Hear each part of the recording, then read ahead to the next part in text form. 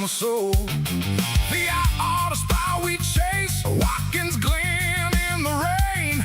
Road America burns every lap we earn. 2 hours, 2.5, 3 hours, keep the math. GT3, GT4, door to door forevermore. Run it down, grid up, run it down. 9 races, 1 champ now. Run it down, motor mouth on the call. We came to answer it all.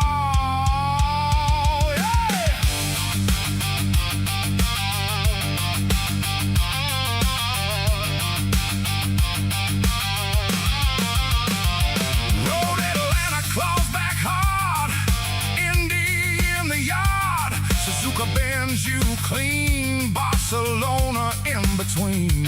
Sonoma dust and sweat, no room for regret.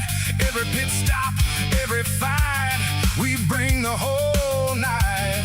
2 hours, 2.5, 3 hours, keep the math. GT3, GT4, door to door forevermore. Run it down, grid up, run it down.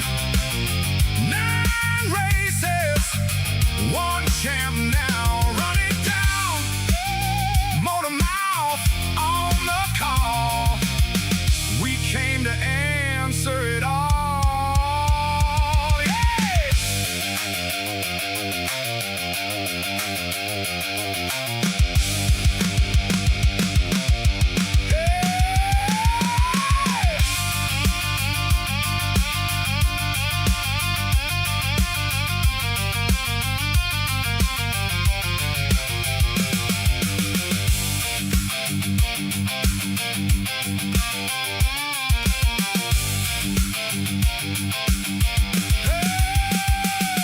Historic track, hot blood, chrome dreams in the mud. If you want that title run, you better stay in the sun. Nose to tail, wheel to wheel, that's the only deal. Hear that crowd lean in, we're gonna do it again. Run it down, grid up, run it down. 9 races, 1 champ now. Run it down, motor mouth on the call. We came to answer it all. Run it down, check that flag, let it fly. 1 series, 1 hell of a ride. Oh, run it down, when the dust settles low, we'll know who owns the show.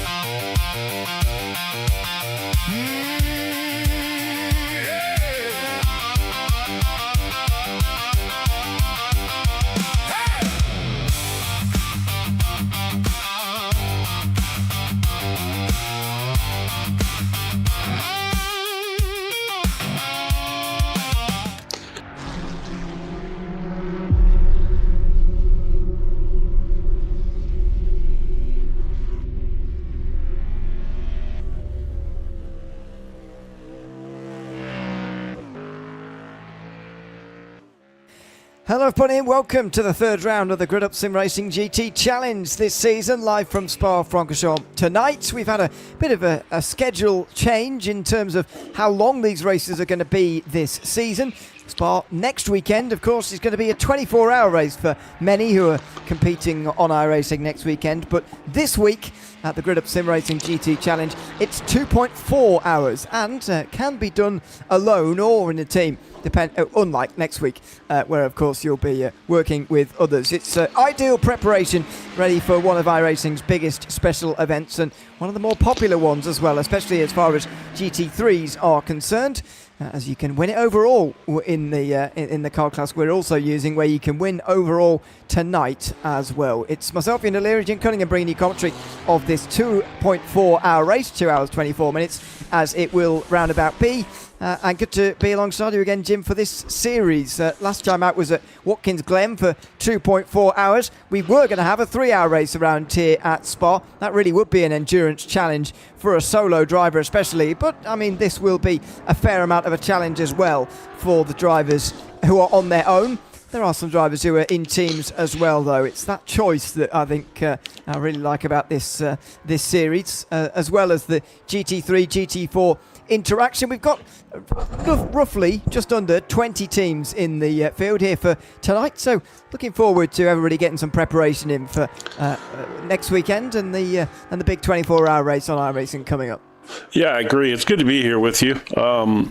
You and I, this is our actually first race that we've done together in this series. I did the first one with our buddy James, and then you did last week with I believe our last event with Tristan, and you and I are kind of the regular crew, so to speak. So we're finally getting to do this together. We talked last night about and some of the stuff that we were doing about the special events and ways to prep for them and all of this kind of stuff. And I love that they open this series up to solo guys, because I used to do a lot of solo, like the Nürburgring 4-hour events. I would do those solo, so. I think there's a lot of guys that enjoy driving for that length of time, and then if you choose you want to run as a team, you can. That's the great part about it. And unfortunately, this event is taking place right now. The real 24-hour of Spa is going on, and apparently several of the English drivers that drive in this series are at Spa in real life. So to heck with them. Just because I want to be there. But we still got, like I said, about a 19 or 20 car grid here, and it's going to be a good one. Obviously, it's Spa. It's always good when you're at Spa.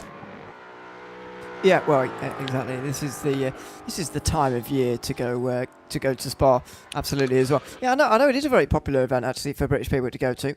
I've heard that it's a bit of it's more of a party, to be honest, than it is a motor race, from what I've heard from people who have gone. So that might be why it attracts people like us, but I don't know. Well, I would, and that's like Sebring here in the United States. The 12 hours of Sebring, the infield it's more of a party than anything else. I'll tell you what, though, let's take a look around this Spa layout for the very few maybe that don't have a good understanding of this place. It's one of the obviously more popular tracks in the world, and especially when it comes to sim racing. But let's take a look around here. Yeah, absolutely. Well, probably not that. That's the wrong button. If I hit the right button, it'll work. It's great. There we go.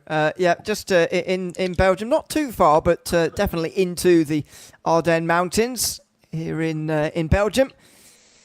Very hilly part of a very flat country, if that makes any sense. It is unusual in Belgium, but it does play host to one of the most famous racetracks in the world, with so many changes to its layout over the course of the years. The modern layout is the one that has been around for some time now and is going to be sticking as well. It's one of the more popular. Down towards turn 1, really tight hairpin to start off the race, and these days with the layout, there's no runoff on the exit there. We've reverted back to that after previously having a lot of tarmac on the outside there. No longer. It's a gravel line in the racetrack on the outside of the first turn. Then downhill towards perhaps the most famous section of corners in all of motorsport. Might be a big claim, but I think it's probably true. Over the top of the hill at Eau Rouge and Raidillon there, before powering down the Kemmel Straight on the way towards Les Comps. for a slightly uphill braking zone. I mean, it's a very long braking zone anyway because it comes off the back of such a long straight. But the fact it's uphill just shortens that distance a little bit. Hook it over that right-hand curve and then the left to keep it to the left here in time for Malmedy. There you go. Swing it round for that right-hander. Again, no room for runoff there, Malmedy, and that has always remained the same, thankfully. Now a downhill braking zone, much more difficult, and you don't want a too rear-biased car because it will get away from you through there if you're not too careful. Then through no-name corner, which I know has got a name these days, the Jackie X corner, but anyway, down the hill and towards Pouon now, where things do get very high speed indeed, just throwing it in left-handed there. And just clinging on through the second part, really, where the car can certainly understeer a lot. Then in towards the very flowing chicane, really, here at Campus. Just hook it to the right there, open up the left-hand side just a little bit for the short straight towards Stavolo next, who is into the right-hander. And then looking to get a good exit because you don't hit the brakes again until you get to the bus stop chicane after you get out of the Curve Pour Frere coming up next. There it is, through the right-hander, pretty much flat out, but again, the gravel has been brought right to the edge of the racetrack there, as opposed to being able to extend all the way out there. You've got to keep it within the track limits now, through towards Blanchimont. A remarkably fast left-hander through here, unbelievably quick, and in GT3 these days, it's getting more and more flat out. In towards the final bus stop chicane, which is probably the best overtaking opportunity of the lap, or certainly one of them. Before you get to the final pit straight and that run up towards the line. As you said at the beginning, perhaps the most famous layout in all of iRacing has been in this service for well over 10 years and has, as I say, gone through a little bit of the surroundings at least, have gone through a few changes, but yeah, nevertheless, it's an absolutely wonderful layout and nobody would have needed to learn the layout coming into this week's race. It's one of those circuits that everybody just immediately knows.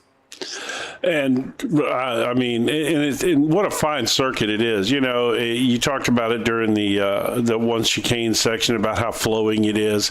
Yeah, even the chicanes here are great. You know what I mean?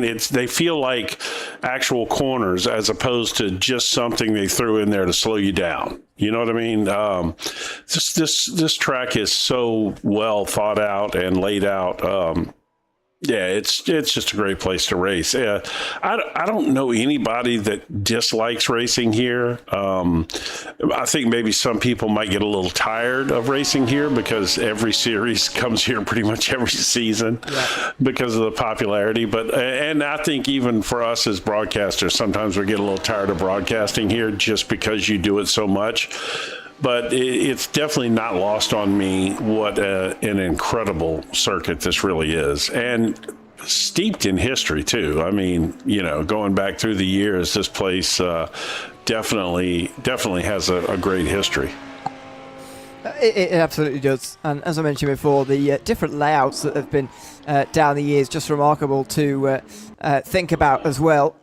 If you ever want to have a click round on a website or whatever, but we might talk about it a little bit later on in the day if there is a lot of time. But yeah, parts of this racetrack have remained as they are, but especially like the first corner and for Eau Rouge and Raidillon, they've remained pretty much as they are, and Blanchimont as well, out since pretty much this circuit first broke ground, all the way back between the two world wars, actually, in August of 1921. So yeah, that just gives you a sense of the scale of this racetrack and indeed the longevity of it as well. Well, the 17 drivers/teams are getting themselves onto the grid just before the Piff Paff chicane. Let's have a look at the starting grid ready for tonight's race. And it is Michael Hansen who takes the pole in front of Harrison Holday. McLaren versus Ferrari, two cars I would describe as with similar characteristics lining up on the first row. And actually, the front six are all different manufacturers. It's a Mustang, which is very different, coming in next in third for Alexander Claudio and Chandler English, then rounding off row two in the Mercedes. Then another two manufacturers, Terry Capwell and Kevin Miller, to round off row three. Six manufacturers in six top positions, and it's seven in the top eight because Scott Mowry's in eighth place in the Lamborghini alongside Heath Ollinger on the inside in seventh place. Alexander Cortez and Omet Home are the last two drivers to line up. I don't think Omet set a time at all, actually. in her Lamborghini. Meantime, in GT4, Andrew Fabian has taken pole in an all-Mustang front 2 rows here. Mark Prince alongside on that very front row. Prince has got away already. Fabian has not. So they've got a bit of arguing to do there about who should be where in GT4. Marcellus Sims is next ahead of Stephen Smalley, who's in the 14th position. And then the non-Mustangs, AJ Johnson is 15th in front of Adam Jones, with the final driver, Michael Graham, on the grid. Though Adam Jones is choosing to stop from the pit lane here, which will shuffle Graham up a position. Bit of an argument here as to what the GT4 should actually be doing. I think Fabian was just a little bit sluggish to get underway, but so all the GT4s get in line just in time. We have a start in this series, so everybody comes to the line here together. So all 16 drivers who will be starting on the actual racetrack will be coming to take the green flag at the very same time, thankfully, and it'll be led by 6 different manufacturers in the first 6 places. Pretty remarkable. It's great, actually, and it's really great to see the turnout from some of the different leagues that you and I are involved in. We certainly know a lot of these guys throughout the field here, and gals, I should say. Shouldn't do that to her. And of course, for those of you who don't know, Ahmet Ohm is the producer who actually did the last race here when I wasn't here. And she also does our wonderful track maps. So those phenomenal track maps that you see, that's her. Absolutely, but on the grid here today, as Harrison Holiday very nearly hits Michael Anderson through the final turn there as they get through the final chicane. A little bit tight, but they make it through. Up towards the line then, the GT4's giving these GT3s just a little bit of space to get this 2.4-hour race at Spa underway here tonight in the Grid Up Sim Racing GT Challenge. Down in towards turn 1. Holiday has a nice line on the outside there, getting a little bit of space on the outside, and he's going to have a good run round the outside down the hill here towards Eau Rouge. The GT4s thankfully gave a little bit of space in front because they've got off to a good start. Andrew Fabian leading there, not far behind the back end of the GT3s, who get into single file formation, coming up over the top of the hill for the very first time. Now through onto the Kemmel Straight. Can Harrison Holiday do anything on this opening lap, or does he decide to stay in behind here in the opening lap of this race? He's coming up towards the com, and he will stay in behind, and already a little bit of lifting off, in fact. So Michael Anderson able to hold on to this race lead on lap 1. Yeah, and these two guys have a lot of experience racing around each other. They both run in a couple of leagues together that we know of, so it should be interesting. We do have some action going on back here behind them, though. Yeah, absolutely, side by side. I'm already making up places ahead of Scott Mowry now into 6th place. She's up 4 spots already. Folks, and by the way, I'm sure she did not qualify to challenge herself some more. She loves to drive through the field, and she's super fast. She a bit wild sometimes, but very, very fast. So yeah, I'm sure that we're going to see her moving up through the field quite a bit.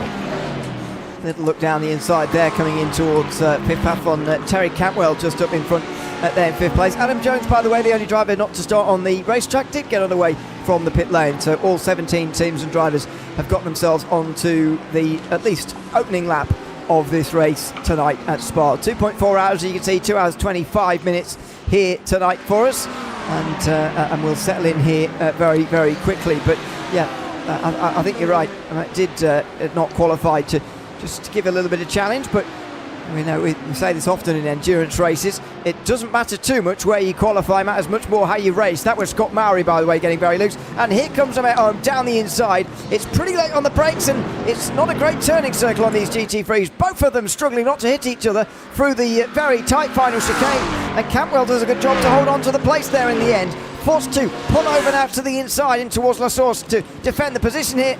Ahmet goes to the outside, and Shirley's going to look for the run, coming out of the corner here and down the Kemmel Straight again. Yeah, she's going to definitely get by him here. She launched herself off that corner, and he was defending that inside position, so he put himself in a bad spot as it was anyway. Oh my God, they're going to go south. Oh my goodness.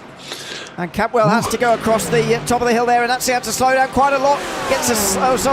In the background they got slowdowns. Mowry and Miller both get through, and Campwell will be prevented from losing any more places because Ollinger and Cortez have both gone across the Raidillon corner there, and so had to slow down. Here comes Maori down the inside of Ahmet as well, looking for the pass, can't quite do it in towards Lecon that time round. They know already that they're going to have to really challenge Ahmet home here to really halt her progress here, which is already 5 places in just the opening lap and a bit. Yeah, she definitely has moved up quite a bit. Let's come back here and just take a look in the at the GT4s real quick for a second. We still got Fabian running out front here with Stevens. Speaking of manufacturers, we had 6 different manufacturers in the first 6 spots. Well, that's not the case in GT4 at all. The top 4 spots are all Ford Mustangs at this point. And we only have 3 manufacturers in the whole field: 4 Mustangs, 2 Porsches, and a BMW. Yeah. Exactly. It's very different, isn't it, in the GT4 field compared to the GT3s. There is a lot less choice in the GT4s, but yes. even so, the top 4 all being Mustangs is also unusual, even despite the lack of different choices. But it's a great thing about GT3s, and it makes the Spa-24 events like what we see coming up, well, this weekend in the real world, but next weekend in iRacing. It's the weekend after, sorry, but anyway, it makes them so special, doesn't it? Because the difference in manufacturers really make these GT3 races, and we've got so many different ones. And seemingly, if they're as evenly matched as this in all of the iRacing splits, that would be good news as well. Because sometimes you get years where everybody's chosen the same car, and that isn't quite so good. Yeah, I really truly hate that. As much as they try to balance them out, it's still, it just happens. There's always one car that's a little better, and as much as they try. I have to say, Heath Ollinger's Porsche here, I absolutely love that livery. I'm a big fan of liveries in general and colorful liveries. So that one's kind of a favorite of mine, I have to say.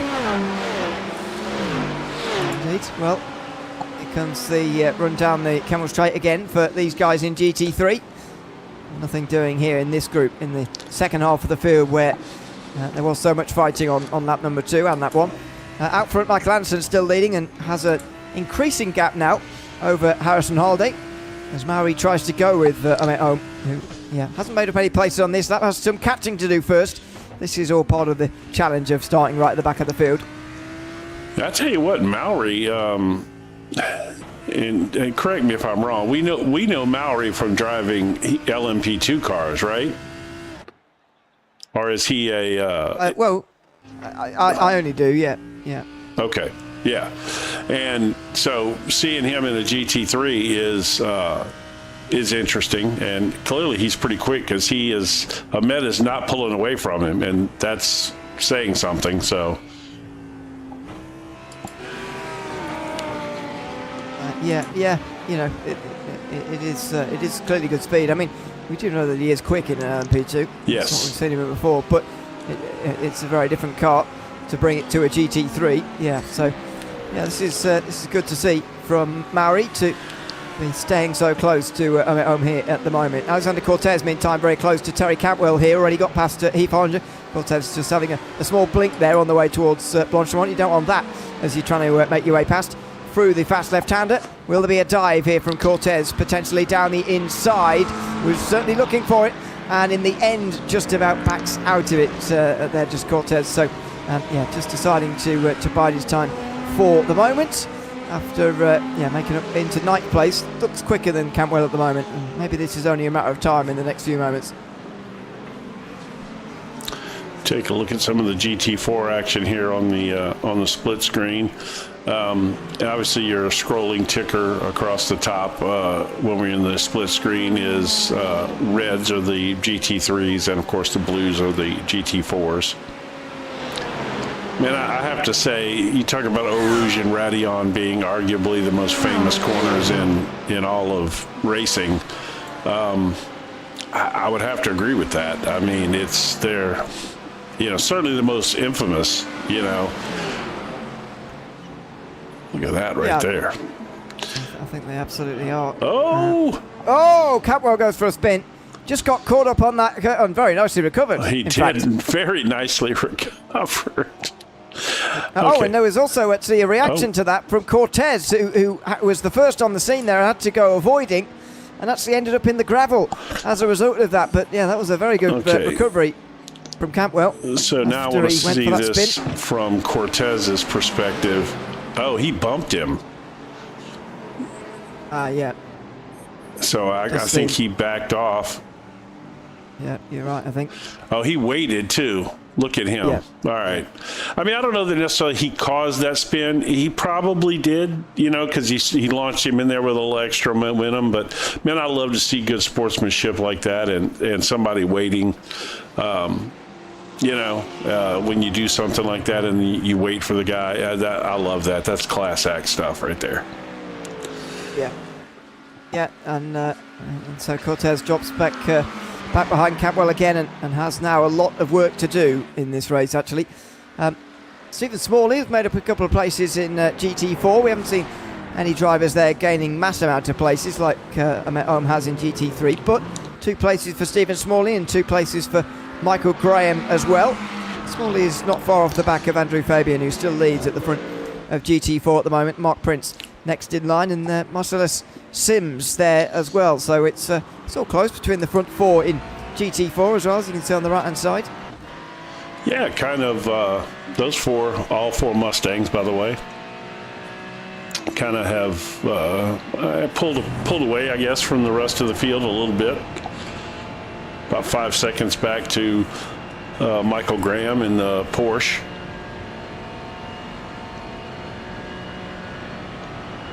This battle up front here is, you know, these two are staying pretty hot after each other. Excuse me. Yeah, and Anderson. And, well, it seems to me that Holiday is just saving a bit of fuel, to be honest, behind Anderson already. Probably. A few games beginning. To be honest, I thought he was doing that right from lap number 1 here, and based on the onboards we've just seen here, it seems to be continuing. I'm guessing that Mike Anderson and Jason Holland are driving together. We saw Jason Holland in here earlier, yeah. Yeah, so and those two are, you know, they're all part of that Bike Point Racing group that races together. So they probably are running this race together. Well, Bike Point Racing, the team name, is attributed to Harrison Holday's car at the moment. No? Well, he's another one. They have multiple teams over there, actually. Yeah. I'm just wondering whether there will be, you know, multiple 2-driver teams here. Well, it could be. It could be. It could very well be that Holland is racing with him. But my guess is it's probably him and Mike, just because they do race control together as well. You know. Yeah. Message from Jacob Reed in the chat, by the way, that he says it's a shame he can't be here for this one. Had fun at the Glen, but he's at Spa in real life. Yeah. Well, we don't want to talk to you. You just stay there at Spa, enjoy yourself. You dirty dog. I wish I was at Spa right now. I mean, technically I am, but it's the virtual one. I would rather be at the real one, enjoying the real race. I hope you have a good time, and we look forward to getting you back in the field next event, which Road America, July 18th. Yeah, there you go. Look at you. I haven't loaded the schedule up yet. I could read your mind that you were going to. I was about to stumble over that myself and go try to find it. So you did a good job. You bailed me right out. I could see that coming like someone who can see the future. There you go. You're a prognosticator. You're like Nostradamus. Or I've spent too much time listening to you talk. Well, that too. It's probably. If I'm picking up speech patterns, then I'm sure that you feel that way for sure. Picking up speech patterns now and everything. Anyway, yes, that is. Terry Cantwell's just gone back to pit lane here, and is the first one to do so in this race. It looks like a toe back to me. Yeah, if he did have a little incident here, let's take a look at it over here on the GT4 camera side. On the right-hand side.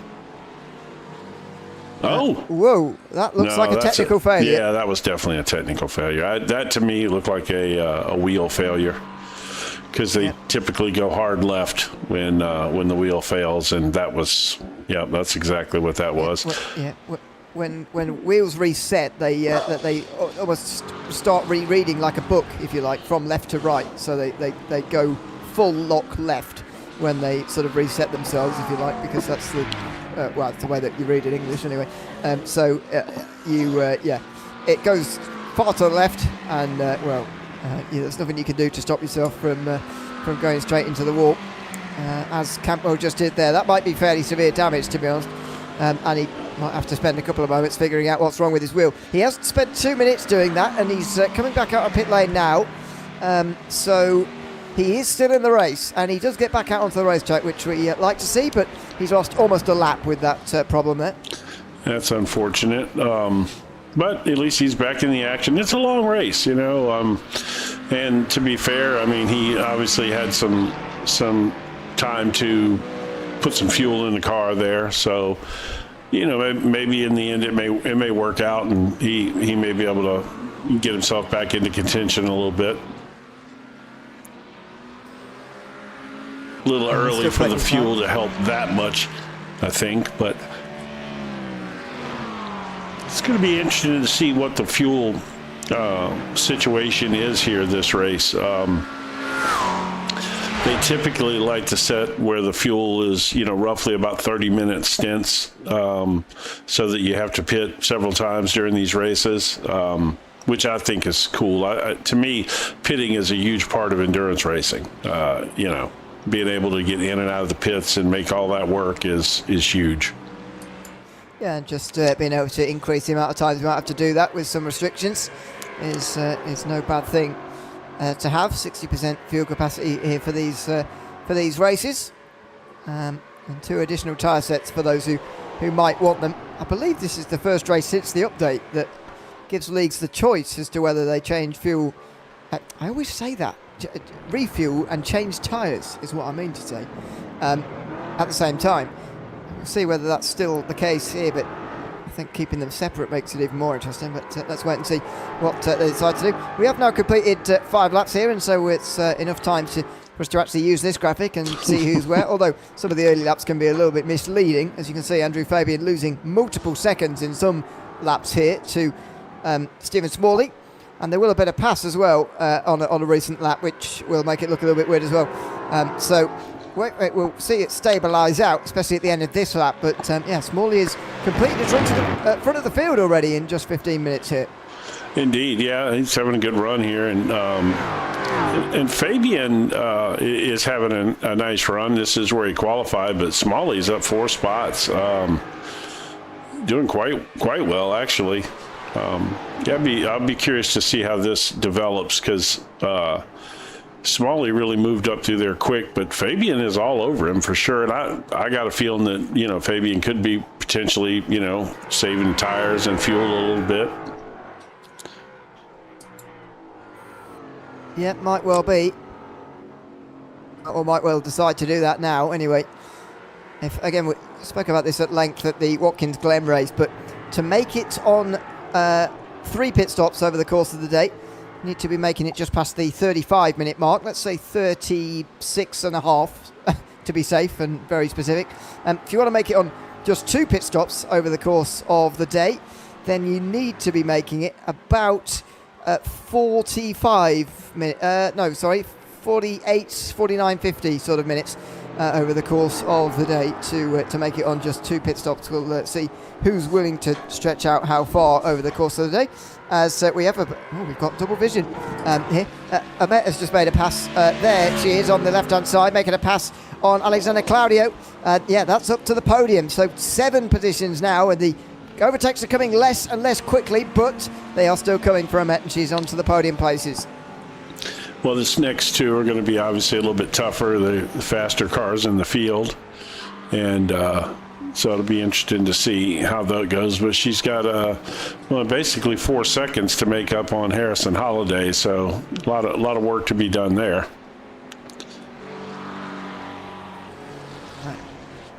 Yeah, indeed.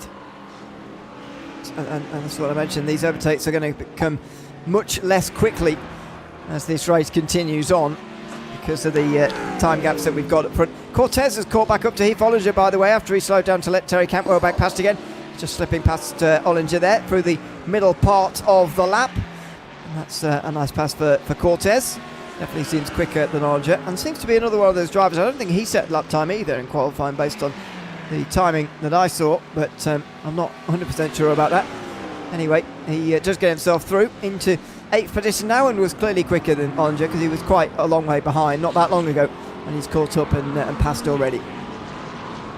Yeah, that's I've been staying with this GT4 battle. It's actually quite impressive back here. This is these two have just been well, as our buddy James would say, a right old ding dong.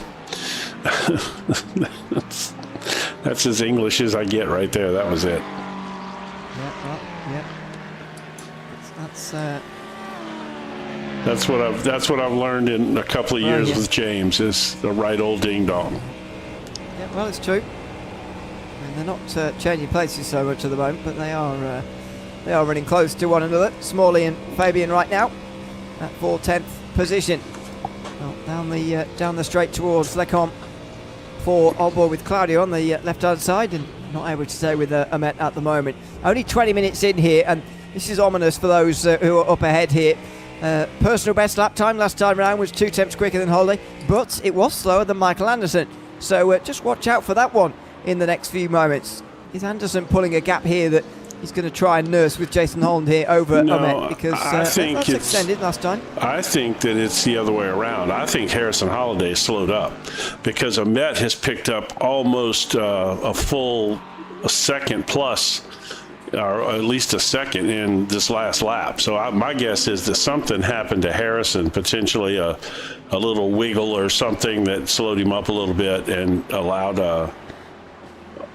Amet to close up on him a little bit as well. Well, last time round, Holiday did set a personal best. Really? Somehow. 17.4 is a personal best, apparently. And so did Mike Anderson, you're right. And so did, well, all three of them did. Yeah. In fact, yeah, 6 in the entire field did last time round. So not sure why after 20 minutes. I guess fuel load's still burning down, and tyres are not that worn yet because they start with less fuel than 100% as well anyway. So that makes things just a little bit unusual. Scott Mowry had a little bit of a off track here. Let's see if it amounted to anything or if it was just a run in the gravel. Tell you what though, you could lose it right there pretty easy. Well, he certainly wasn't holding back, even despite the fact he was driving through the gravel. But only 20 incidents here before you get a drive-through, so you'll have to be careful about that. Because that's an easy off-track to pick up multiple times if he's not too careful. Yeah, I'm not going to say anything about our partner in crime, Amet, because she sometimes racks up the incident points a little bit.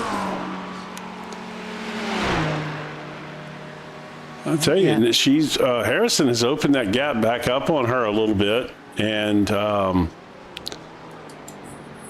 so he stretched that back out a little bit, and Claudio is still kind of hanging back there, right there.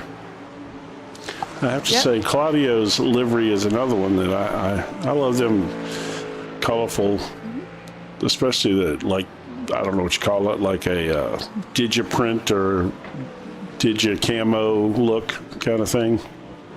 No, I've got no idea what the proper word for that is, other than blue. Oh, well, it could be blue. Yeah, that's blue another and one. white is as descriptive as I'm going to be on that at the moment. But yeah, staying quite close. Personal best for him last time round. Well, nobody else was setting personal best that time, contrary to last lap. Claudio was, but they are in traffic for the first time. To be fair, they did only pass Adam Jones on the previous lap there, which is of course the driver who started from the pit lane in GT4. The others are having to make the passes on the entire field for the first time. So that's within the first 25 minutes that we're seeing the first passes of the day. That means that over the course of the race, expect to see 5 or 6 trips through the traffic from these drivers. 5 or 6 laps down, you expect to see the top GT4s at the end of the day. As we see Adam Jones, affectionately known as Bomber. He, I don't know if that means he dive bombs people, but he is one of the guys in charge of the league here and brought us on board, and So he's got a lot of other duties as well, as he's, got a lot of other stuff to worry about other than just racing. Yeah, certainly. But starting for the pit lane tonight to start from the back of the field, I suppose. Close in towards turn one there, between a couple of GT3s, I thought, in front. Oh, maybe it was a couple of GT4s. In fact, the leaders are pretty close, Smalley and Fabian for 11th overall, but the leading class, as the view on board on the right-hand side. Nothing doing on the way towards Lecon, but we're 25 minutes in now, and so stint will be more than half the way through. Pit stops closer than the start of the race is to us now, and we'll get a first indication of how many pit stops you'd expect to see from these drivers at in the next couple of moments. Yeah, we're right there. So, somebody just picked up a slowdown. What was that? I don't really like running this picture-in-picture the whole race like this, but this you don't have to. well, I know this battle for for this GT4 lead, it just deserves good TV time. I mean, it's these two have been bumper to bumper basically for the entire first stint of this race, which has been fantastic. Well, we can flip between them and some of us. We can, to be honest. If we use this, you can see the slowdowns as they come in on the left-hand side of the screen on the towers. Oh, as Kevin Miller there, just a little bit of indecisiveness, trying to get down the inside of AJ Johnson there, but eventually does get through, losing a little bit of time to Scott Murray, and there you go. There you see the slowdowns coming in on the screen, on the graphics, and Alexander Cortez, the latest to get one of those. I brought that up just for you. Just in time. Yeah. Yeah, well, it was well timed. It's story of my life, mostly bad timing. All right, let's go back to our overall here. Although this is one of the few races where you could actually run the split grid and it would be okay because it's still showing exactly where everybody's at in position. So almost. Yeah, I see what you mean in terms of we don't actually have any inter-class sort of things going on here. We did for a little while when because of Cantwell's issue, but he's resolved that to the point where he's back at the back of the GT3 field at least. Yeah, exactly. So let's come through all the GT4s there, and still not a lap down in the overall GT3s, but that's more of a psychological thing around here anyway. There's no real benefit to staying on the lead lap other than that fact that means you're a little bit closer to the leaders than if you were a lap down, for example. So that's the only advantage really to it, but has had to come through the GT4s after that wheel failure earlier, but only took a couple of minutes to get fixed, which is pretty remarkable, and he seems to be going all right again. So a quick maybe restarting the wheel and he was off again. Oh man, I tell you what, I really do love this track, man. There's so many good corners here. Speaking of that, it was something that we're coming up as we're coming around here to No Name Corner, which by the way, is now of course known as the Jackie Ickx Corner. Jackie Ickx, arguably one of the greatest race car drivers ever to not get the notoriety. You know what I mean? Like, we talk about Gilles Villeneuve, and like what a legend he was, because he passed away racing. But you look at the level of races and championships that Jackie Ickx has won compared to some of the other people who have much more notoriety than him. Well, I think Jackie Ickx, if I'm not mistaken, was a 6 or 7 time Le Mans winner, I believe. I will tell you, he was, blimey, hold on, first in 6 years, 69, 75, 76, 77, 81, 82. Yeah, I mean, that's impressive. Oh, we see our first of the pit stops here. Mike Anderson is coming in. I wonder if they're going to swap over and Holland's going to get in the car, or if he's going to stay in the car. We'll see. I mean, 3 stops were the norm at the last race in a 2.4 hour. This is projecting a 4-stop race at the moment, with 5 sort of half an hour-ish stints. Kevin Miller also into the pit lane. But we'll see in the next couple of moments whether this is the absolute limit for these GT3 drivers, or whether it's a strategical choice from Anderson and Miller to be stopping at this point. I mean, I guess in theory it could be, you know. You could easily, you know, if the last pit was going to be a little bit shorter, you could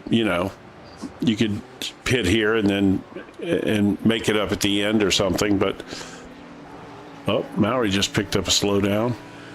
By the way, he's up now to 5th place overall, up 3 spots now after a little incident he had earlier. It was I forget, was it off track or spin? I don't know. They all run together at some point.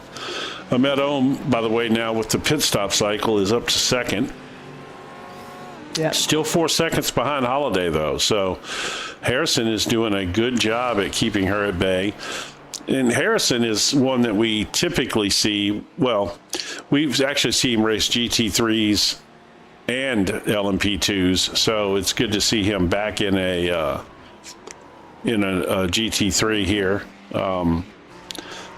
A driver that, you know, I don't even know if I probably did not. I was going to see if we had cameras or not. I don't remember if I've set cameras up for this league or not, but I don't think I did. Oh, well, you know, it's as I say, good to see Holiday back in a GT3. I mean, responding actually to the challenge of really closing quite quickly earlier. Gained 1.2 seconds last lap around, although Alexander Claudio did gain a little bit. I think I maybe made a small mistake, but let's see what the lap times are this time around, if they indeed carry on or whether they actually come into pit lane. Yeah, this looks like we're seeing sort of the limit here for these GTs already. Half an hour on 60% fuel. That means there's going to be a lot of stops in this 24-hour race, by the way. Anyway, Holiday into the pit lane after half an hour, and Ahmed is at the front of the field, completes a run to the front in just half an hour. Yeah. She obviously pit stop still to come, but to me, no traffic in front of her and light fuel load. This is where you really make up some lap time here. You know, so easy to pick up a little bit of lap time in this spot. So we'll see how that works out for her. But yeah, back to the Jackie Ickx thing. You know. A race car driver that, I mean, if you look at his accomplishments, a lot of people don't know who he is. You know, you got to be into racing pretty heavy to know who Jackie Ickx is. And Schaefer's also sports car racing, really. Yeah, no, exactly. But man, his accomplishments are crazy. And what a lot of people don't realize is, he was a big opponent of some of the safety regulations that they were trying to bring into motorsports in the 60s. You know, there was a group of them that wanted to keep racing a little more dangerous, you know, to keep that, I don't know what you'd call it, stupidity at this point, looking back on it. But, they wanted to keep racing a little more dangerous, and they didn't want to soften it up to look at Claudio, man. He is flying right here. Yeah, really putting the pressure on him now. Big time. They didn't want to improve on the safety stuff, whereas like Jackie Stewart was a huge advocate for the safety. In fact, a lot of people would attribute Jackie Stewart to pretty much launching that whole safety era that, that kind of culminated with the crash at the Nürburgring by Niki Lauda and the fire. Stewart had been arguing that they should not be racing there for a while because of how unsafe it was and how so many people he knew, friends of his, had died there. And then the Niki Lauda thing happened, and that was kind of the last straw for the Nürburgring, or the Nordschleife anyway. Yeah, I just didn't know that about him, to be fair, but yeah, I'm just reading about that now. Yeah, I'll give him the words that he said. in his argument for it. He said that improving the safety might take the challenge out of the sport. Was his argument.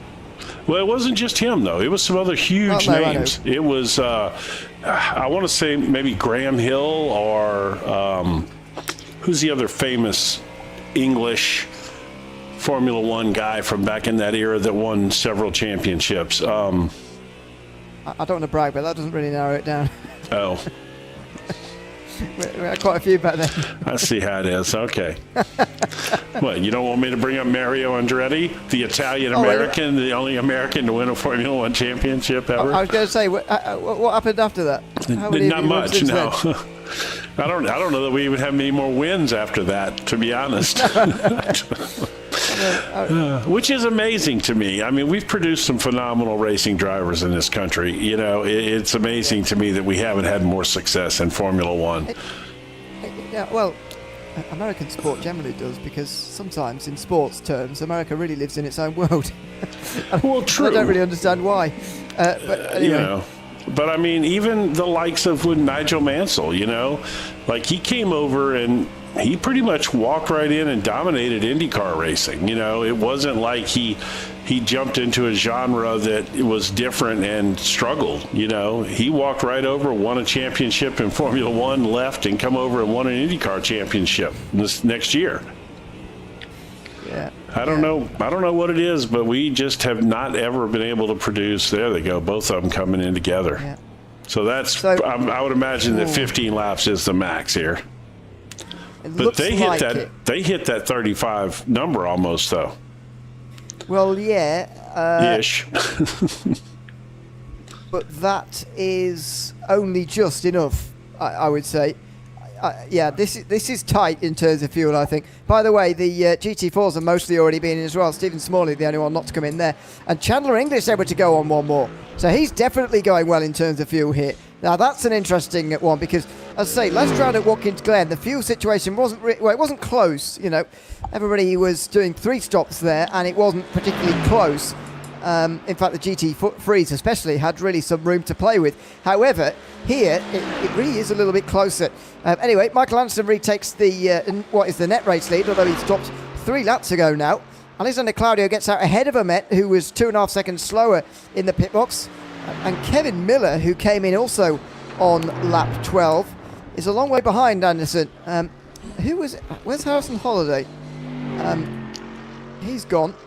He's changed over for Tim Schafer, and his stop was 31 seconds as a result. That driver change obviously takes 30 seconds itself, so that's why they've dropped behind Claudio and Ohm as well. Well, and that means that, you know, obviously next pit stop around, Anderson will get out of the car, and Jason Holland will get in, I'm guessing. Unless he just brought Jason for moral support. I think he entered into the session until he has to drive now. Well, that's true, huh? These days, you can't just forget about somebody. You've got to do it now when there's somebody else in your team. It'd be interesting to see Schaefer here driving a Ferrari. That's a bit different. We used to seeing him in a Porsche. We literally just had this conversation with him last night. He's pretty much only driven the Porsches where his successes have come in GT3 racing, and here we see him in a Ferrari. So it'd be interesting to see how that holds up. But it's also going to be interesting to see lap times versus what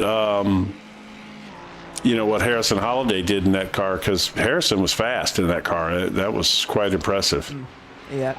I think Schaefer's not quite as quick as Holiday at the moment, with all respect, and seems to be losing a little bit of time to Claudio and Amet, who are about 3 seconds apart. Good evening to everybody watching on at home, by the way, as Chandler English comes in from the lead of the race.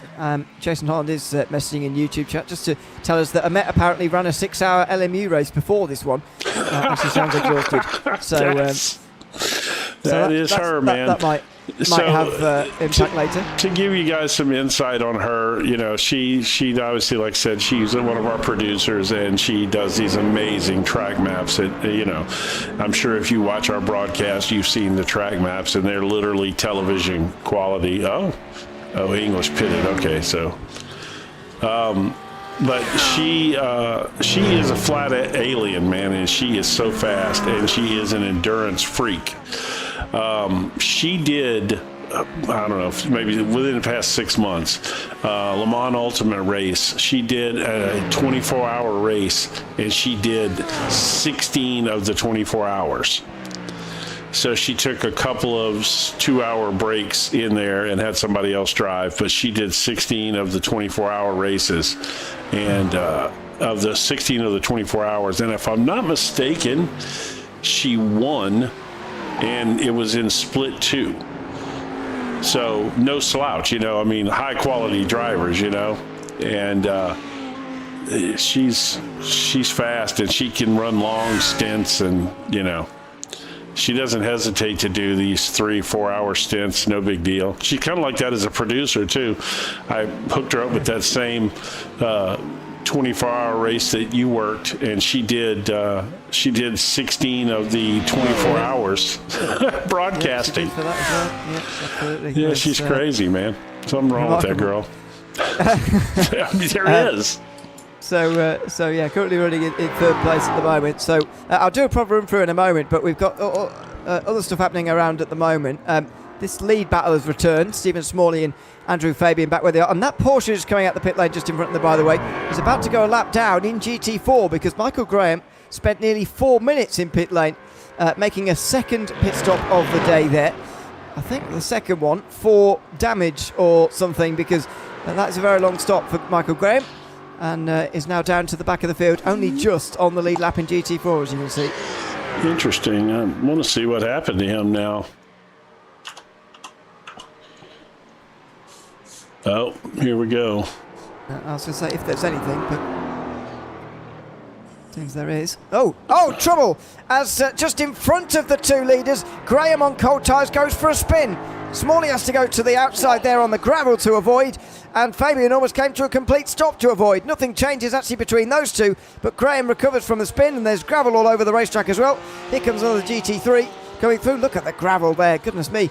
It's like the sand trap is now on the racetrack as they went to avoid Michael Graham there. That was pretty remarkable, and this difficult race continues. So I don't know what happened here.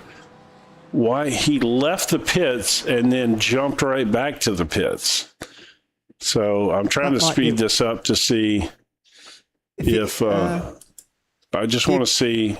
Yeah, okay. Oh, so he must have forgot to do something and had to go back to his pit stall. That is so weird. I'd say forget to begin fueling, maybe. It's just a box you've got to tick. And if you forget to, then you have to leave. Untick it. Yeah. Then you do have to tow. And then he had the tow time, which was ridiculous there, yeah.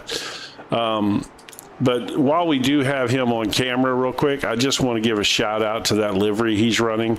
He is paying tribute to, actually most of the cars I run have a livery kind of similar to that. It's for the U.S. Navy fighter squadron, the Jolly Rogers. They have been around since at least World War II that I know of. And they are one of our combat fighter units, and they run the Jolly Roger paint scheme. And anyway, that's who he's paying tribute here with that livery. And I wanted to give a little shout out to the U.S. military. Of course we appreciate what they do for us, and just since I saw that, I figured I would give him a little holler there as he gets out of the way. He seems to be struggling a little. I don't know how comfortable he is, but that's the beauty of this series. It's for everybody. Come out here and do your thing. Yeah, indeed. It's good practice over the. Oh no! Big crash over the top of the hill. Who was that? That is an absolutely massive smash up for one of the Porsche GT3s. It's Terry Cantwell. Oh my It has to be Terry Cantwell, who's got in the wall super hard there at Eau Rouge and Raidillon. That is unbelievably high speed. That is unbelievably high speed. And Cantwell's actually come out the other side and he's carried on. That's pretty unbelievable. He's just carrying on as if nothing happened. Did that even really happen, or did I just see that in my own mind? No, it happened, but it's not showing up anywhere. What? It's not showing up anywhere. That is not normal. All right, that was really, really strange. You know what I'm going to do? I'm going to do something that I very rarely ever do. But There we go. That's quite a good way of doing it, actually. Might be better. well, actually, the way we normally do. I'm past it though already. No, 'Cause- well, yeah, I mean, he's hit the wall so hard, and he's There's- barely damaged. AJ That Johnson is- just got a meatball from us watching it. No, I don't know. Let's just. All right. What in the world? All right. How has he got away with this? Man, that is a big lick right there, too, because that's like 160-mile-an-hour impact. Yeah. It's That's not pretty showing up remarkable. even as an incident anywhere. Yeah, that's especially weird. That's why I wondered whether it even happened. But anyway, And then clearly this it did. AJ Johnson thing, I guess, he's gone now, huh? I'll be gone completely. Yeah. Yeah. Got a meatball, then a slowdown, and left does he have the slowdown there. So Yeah. That's you can see that all right. incident as well. But, Well, I tried to. It's not showing up either. Okay, this is getting weird now. It is. That's 2 incidents that didn't show up anywhere. And I even have Jason Holland's special software running, and it's not showing up. Either one of those showed up.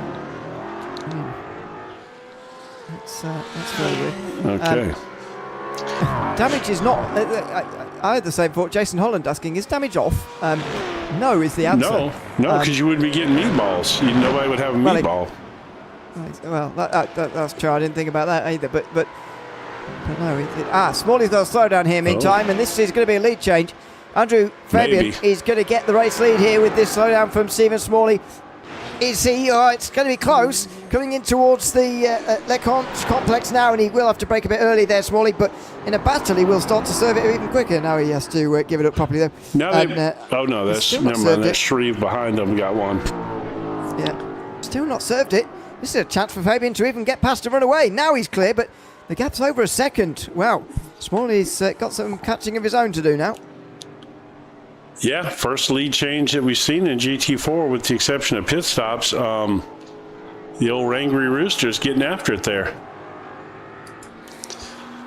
Had some more YouTube chats in, by the way, that you might be interested in. We've had an answer as to Adam Jones's bomber nickname, but it only sounds right in an American accent, I think, because the message is Atom Bomb. Oh, yes, Adam But Bomb. Yes. That wouldn't fly in England No. because we pronounce the letter T properly. Right. But anyway. Right, it's Adam Bomb. Yeah, That's right. So, Why makes you sense. gotta diss on our English? We're the proper English, you know. oh, get out! We won the war. We took the language with us. Okay. Well, anyway, I'll let you off because it's nearly it's a week away from the special day, so I'll let you off. But the week after that, I won't be showing. It's a week away from the special day. well, for a special day for you lot, anyway. Yeah. Well, I mean, to be fair, it was that was just that wasn't had nothing to do with the war. That was more to do with the signing of the declaration that let us fight the war. I read some very something. Well, it amused me, not because it was funny, like comedy, but Campbell's funny. got a black flag now. That must be incident limit, especially after that. See, that doesn't make sense. Anyway, I'm sorry. Go ahead. No, I got distracted by the Cantwell's black flag. There's no incident showing up for him, but now he's got a black flag. Well, he must have had some in-game ones for that crash. At least 2x, you would have thought, for that. But anyway, I read a speech just after that all signing was happening all those years ago. This guy, I can't remember who it was, but one of the important people, who was important in signing stuff, who made a great speech about how July the 2nd would be a great day that everyone would celebrate for years and years and years. Because that was the day they actually decided. Was it the day they actually decided they were going to sign stuff, and then they actually did the signing on July 4th? Is it? That's to be honest, a very I bare don't bones really history know. for you. That's typical, American. We know our own history. I mean, again, I'm curious about this Kemmel thing. We will revisit that, though. Which one? All of it. This whole thing is still mysterious to me. Like, I don't understand why this stuff's not showing up. But it's not. This whole race in incident regard has just been a bit weird so It far. is, yeah. There's Adam Jones with a slowdown as well. Well, he's quite a long way from anybody, but there you go. See, that's showing up correctly for everything. Yeah, that is. Right there. Well, yes, that is, yeah. It's very interesting. But anyway, so I just recently watched the... somebody just went around there in that picture. Whoever that was behind them just spun. I thought. Maybe not. No, everyone seems fine.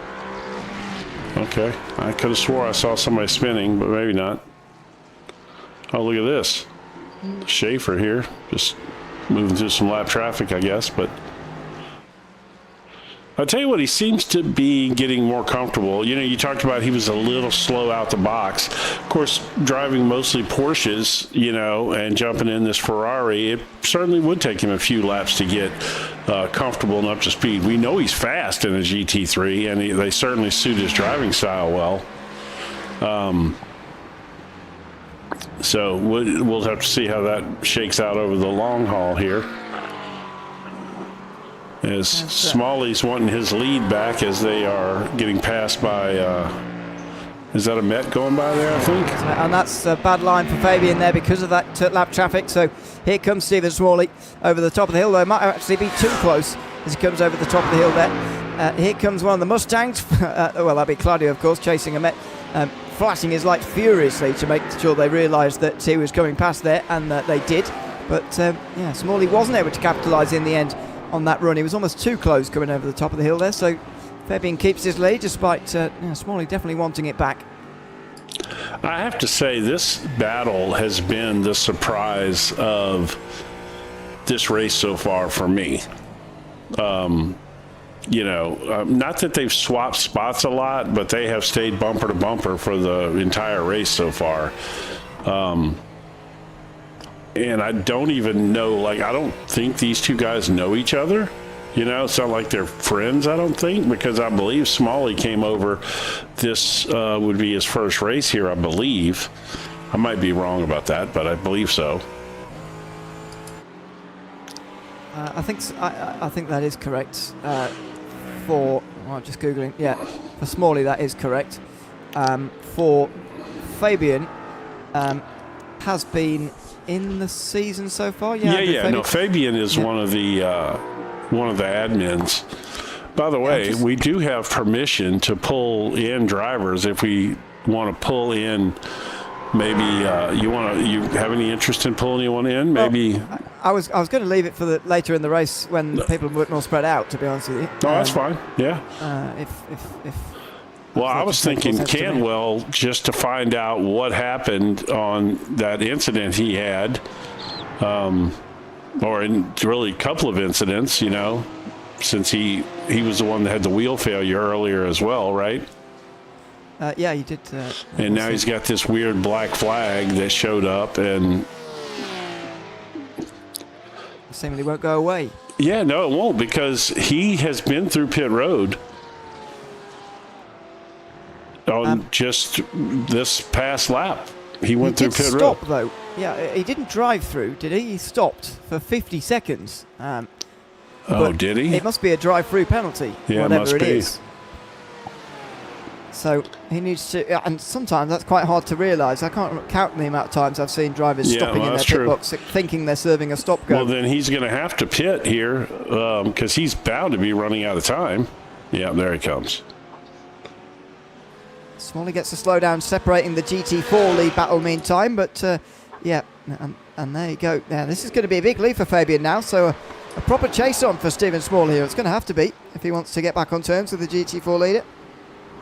Have you, I know you don't race that much anymore, especially with your broadcast schedule, as busy as it is, but you haven't had the chance to drive these GT4s since they made that update to them about I never have, actually. No? Never have. No. Man, I tell you what, these cars got tough to drive. You know, I'm pretty decent in a GT3. I'm not super fast, but I can drive them, you know. And, man, I tell you what, I struggle to drive these GT4s. They don't have the downforce. They took downforce away from them, which makes them faster on the straightaways, but they don't corner very well. And then they changed the tire model all at the same time, and it just became kind of brutal. Man, Smalley is 4.5 seconds back now. I mean, the gap was teetering around a second before. That is quite a lot to lose, nevertheless. But this is what slowdowns can do to you over the top three there. That, by the way, was the battle between Chandler English and Scott Mowry at the moment. One of the most interesting battles in the field here at this stage. I think Chandler English is very, very interesting as far as his strategy is concerned right now, because he was the only driver to go 16 laps in that first stint of the day. Mowry went 15, which is teetering, I think, on the edge of actually being able to do a three-stop race here. They're just about half an hour away from half distance, and if either of these two are still going in 20 minutes time even, then they'll be in a good place fuel-wise. But at the moment, it's only English who I would describe as in a good position fuel-wise. But nevertheless, Mowry is caught and is now putting the pressure on here for a top 5 position. Yes, but he could be, sit back there and soak up a little of that fuel saving behind him as well. Well, that's what he should do, I think. But he looks like he wants to get past, to me. And even actually looking on the way down the hill here, coming towards Eau Rouge and Raidillon. He's just about alongside. And here we go, through Eau Rouge and Raidillon. And actually, Chandler English, despite having his nose well in front, he decided to back out of that. No, he didn't get an off track there. I thought he was. Yeah, that was probably smart on English, because Mowry kind of sent it right there.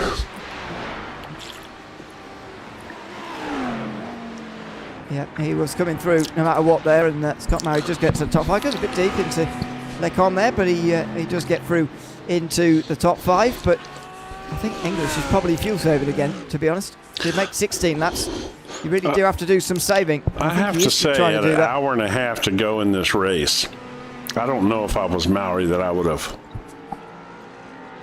chanced that move right there. That was a bit bold for this section of the race in time, especially when you are one of the cars that potentially could save a little fuel and avoid a pit stop here. But you're right, English, at this point, he'd be smarter to just lay back a little bit and save the fuel. I think he will be doing. Mowry is continuing to push on, though, because he's catching Tim Schaefer here, and that is a catch you'd expect to be happening, really. Mowry is quicker than Schaefer, I think you'd say, all things being equal. I know they never are, but in this scenario, he is catching up to Schaefer right now and looking soon for a 4th place. And it just shows in these teams, obviously, in case you're just joining us, haven't seen this series before, in the Grid Up Sim Racing GT Challenge, you can drive as a pair or on your own. There's no advantage or disadvantage to either in the way the rules are, just in terms of your own fatigue, I suppose. But also in a team, you are only as quick as your slower driver, and Schaefer is slower than Holiday, who was able to stay with the top 3, the current top 3. He was able to stay with those and challenge Michael Anderson, for example, for the race lead. But Schaefer's not able to do that and is falling pretty quickly into the clutches. That being said, of course, there is a time penalty when you switch drivers. Slightly, but if you do it in a stop that is long enough on fuel, then you can negate it a little bit. So, yeah, well, I mean, I guess 3 or 4 or 5 seconds maybe anyway.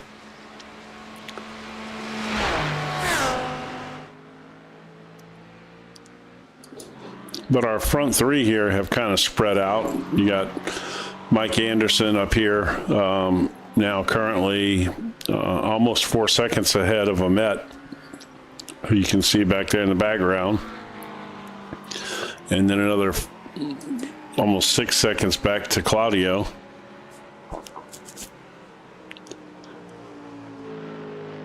And then a long ways back to Schaefer, 18 seconds.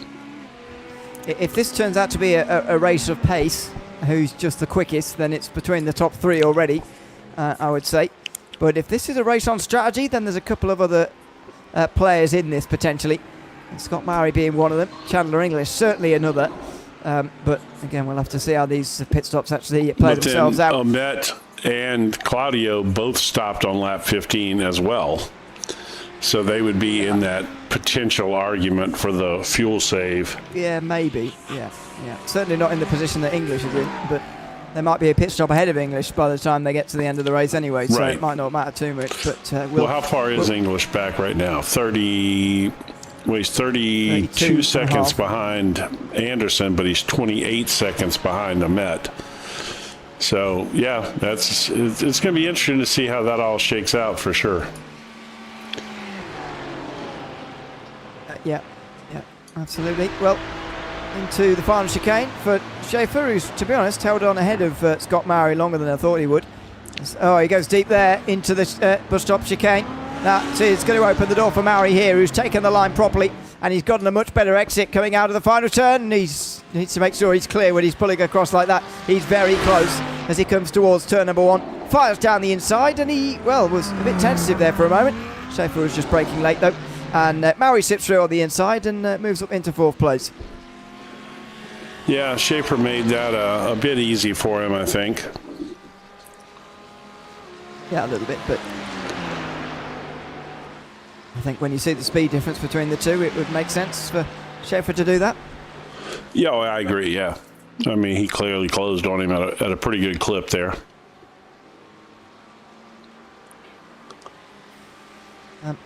Meantime, the race is just about to tick over to an hour complete already here, by the way, in the 2.4 hours of Spa here tonight. So and a message we received not that long ago from Jason Holland, by the way, in YouTube chat. Maybe provides even more interest. I'd say this message was about 10-15 minutes ago, so scale this. But Jason Holland says very light rain showing on the radar about an hour away. I was saying, no, I've ignored that message for it to be about 45 minutes away now. For maybe some very light rain in the final sort of 40-50 minutes.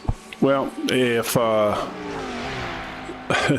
that would definitely mix it up a little bit for sure, especially when you get the people who are going to attempt to stay out too long on dry tires, you know, and that ends up causing a problem, or the opposite, you know. Yeah, the way he said very light rain suggests to me it might be that kind of rain where you have to stay out on the dries for as long as you can. Which usually makes for a lot of fun. And then what did he say about Jason Mowry? Jason Mowry? I mean, Scott Mowry.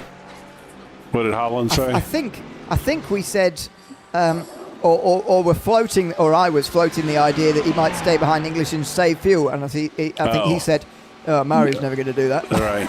Yeah, you don't know Mowry, right? Okay, yeah. I think that's what he's saying.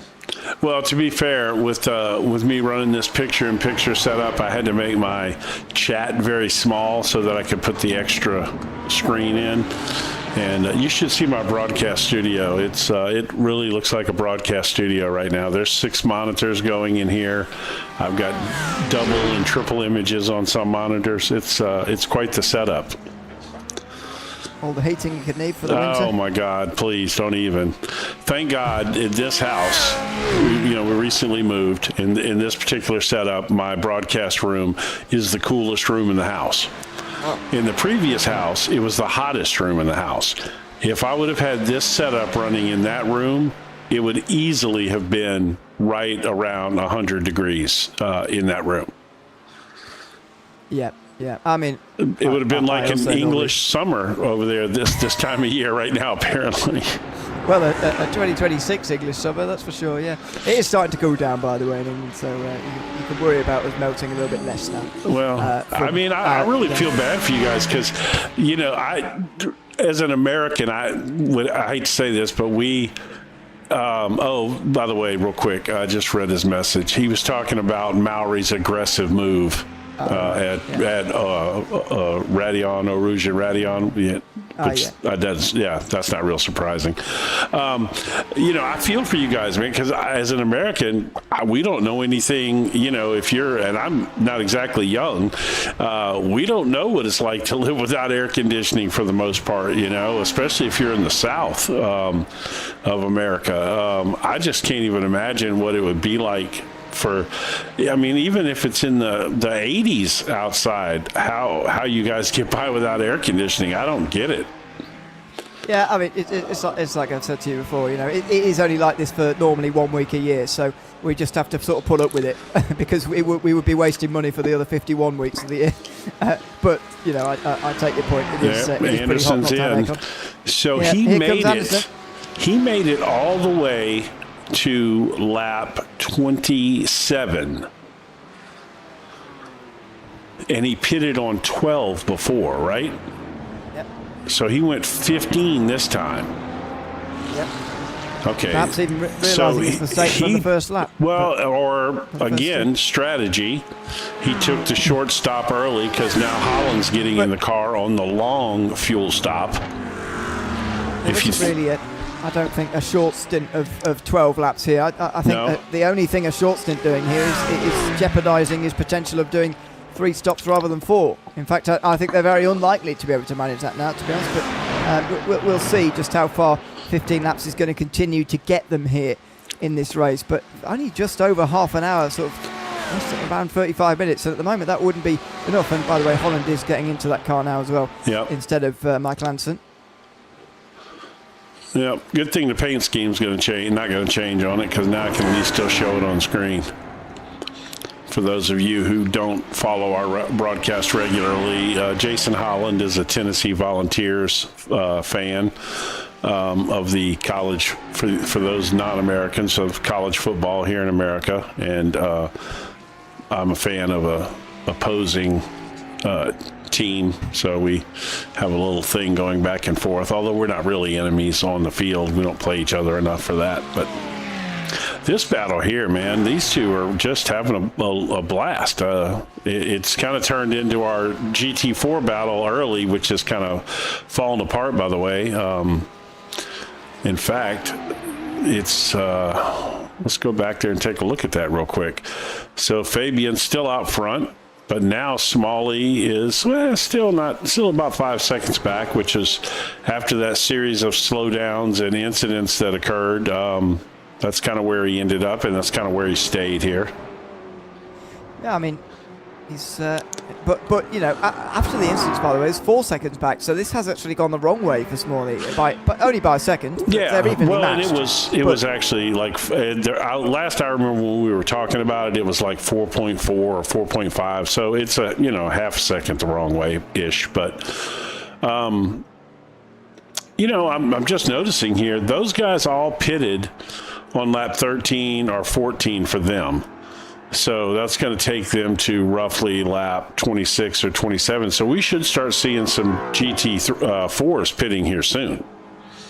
Maybe even this lap for Fabian and those others who pitted on lap 13 last time, because it'll be lap 26 this time round. But as you note at the top left of your screen, we're not yet halfway in this race. No. We're still 2 or 3 laps away from that. So I would say minimum in GT4, you need to do 14 laps every time. Yeah. And so far, only, two drivers who are still on the lead lap have been able, I know, but Michael Graham's a lap down. Yeah, so right. 2 drivers who are still in reasonable contention have actually even managed that so far. So to be honest, if I was Smalley, I wouldn't worry about this increasing gap to Andrew Fabian. Just make absolutely sure you can make it to the end, and then that puts the ball in his court, because he's got to go on a big fuel-saving mode to try and make it to the end himself. Right. Yeah. No, that's a solid strategy. I will say this: commentating endurance races with you is fun because.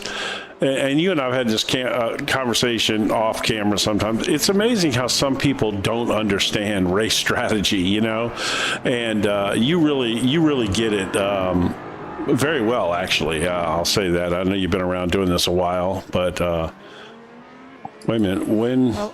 Okay, so now Amet is in the lead, and she's pitted on 15, so she should pit on lap 30 or maybe even 31. Has Claudio just been off, by the way, on a side note? He's now 10 seconds behind. Oh, he is 10 seconds behind. Did he go off? That's a sort of spin time loss that he's had there. A sort of time loss you'd associate with a spin on your own. But maybe it's just been slowly evolving, and we've only just noticed now. Potentially.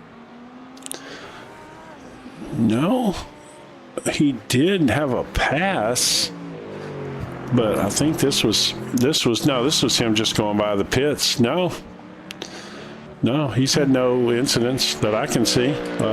Last lap around is not actually. Oh no, sorry, it has just come up now. He's been in the 18s the last couple of laps, and I do wonder whether is he trying to do a 16-lap stint here or something? And maybe. I suspect this has just been slowly evolving, and we've only just noticed now that it's clicked over 10 because there's a new number. But he probably is on his second stint on tires too. Maybe, yeah, maybe.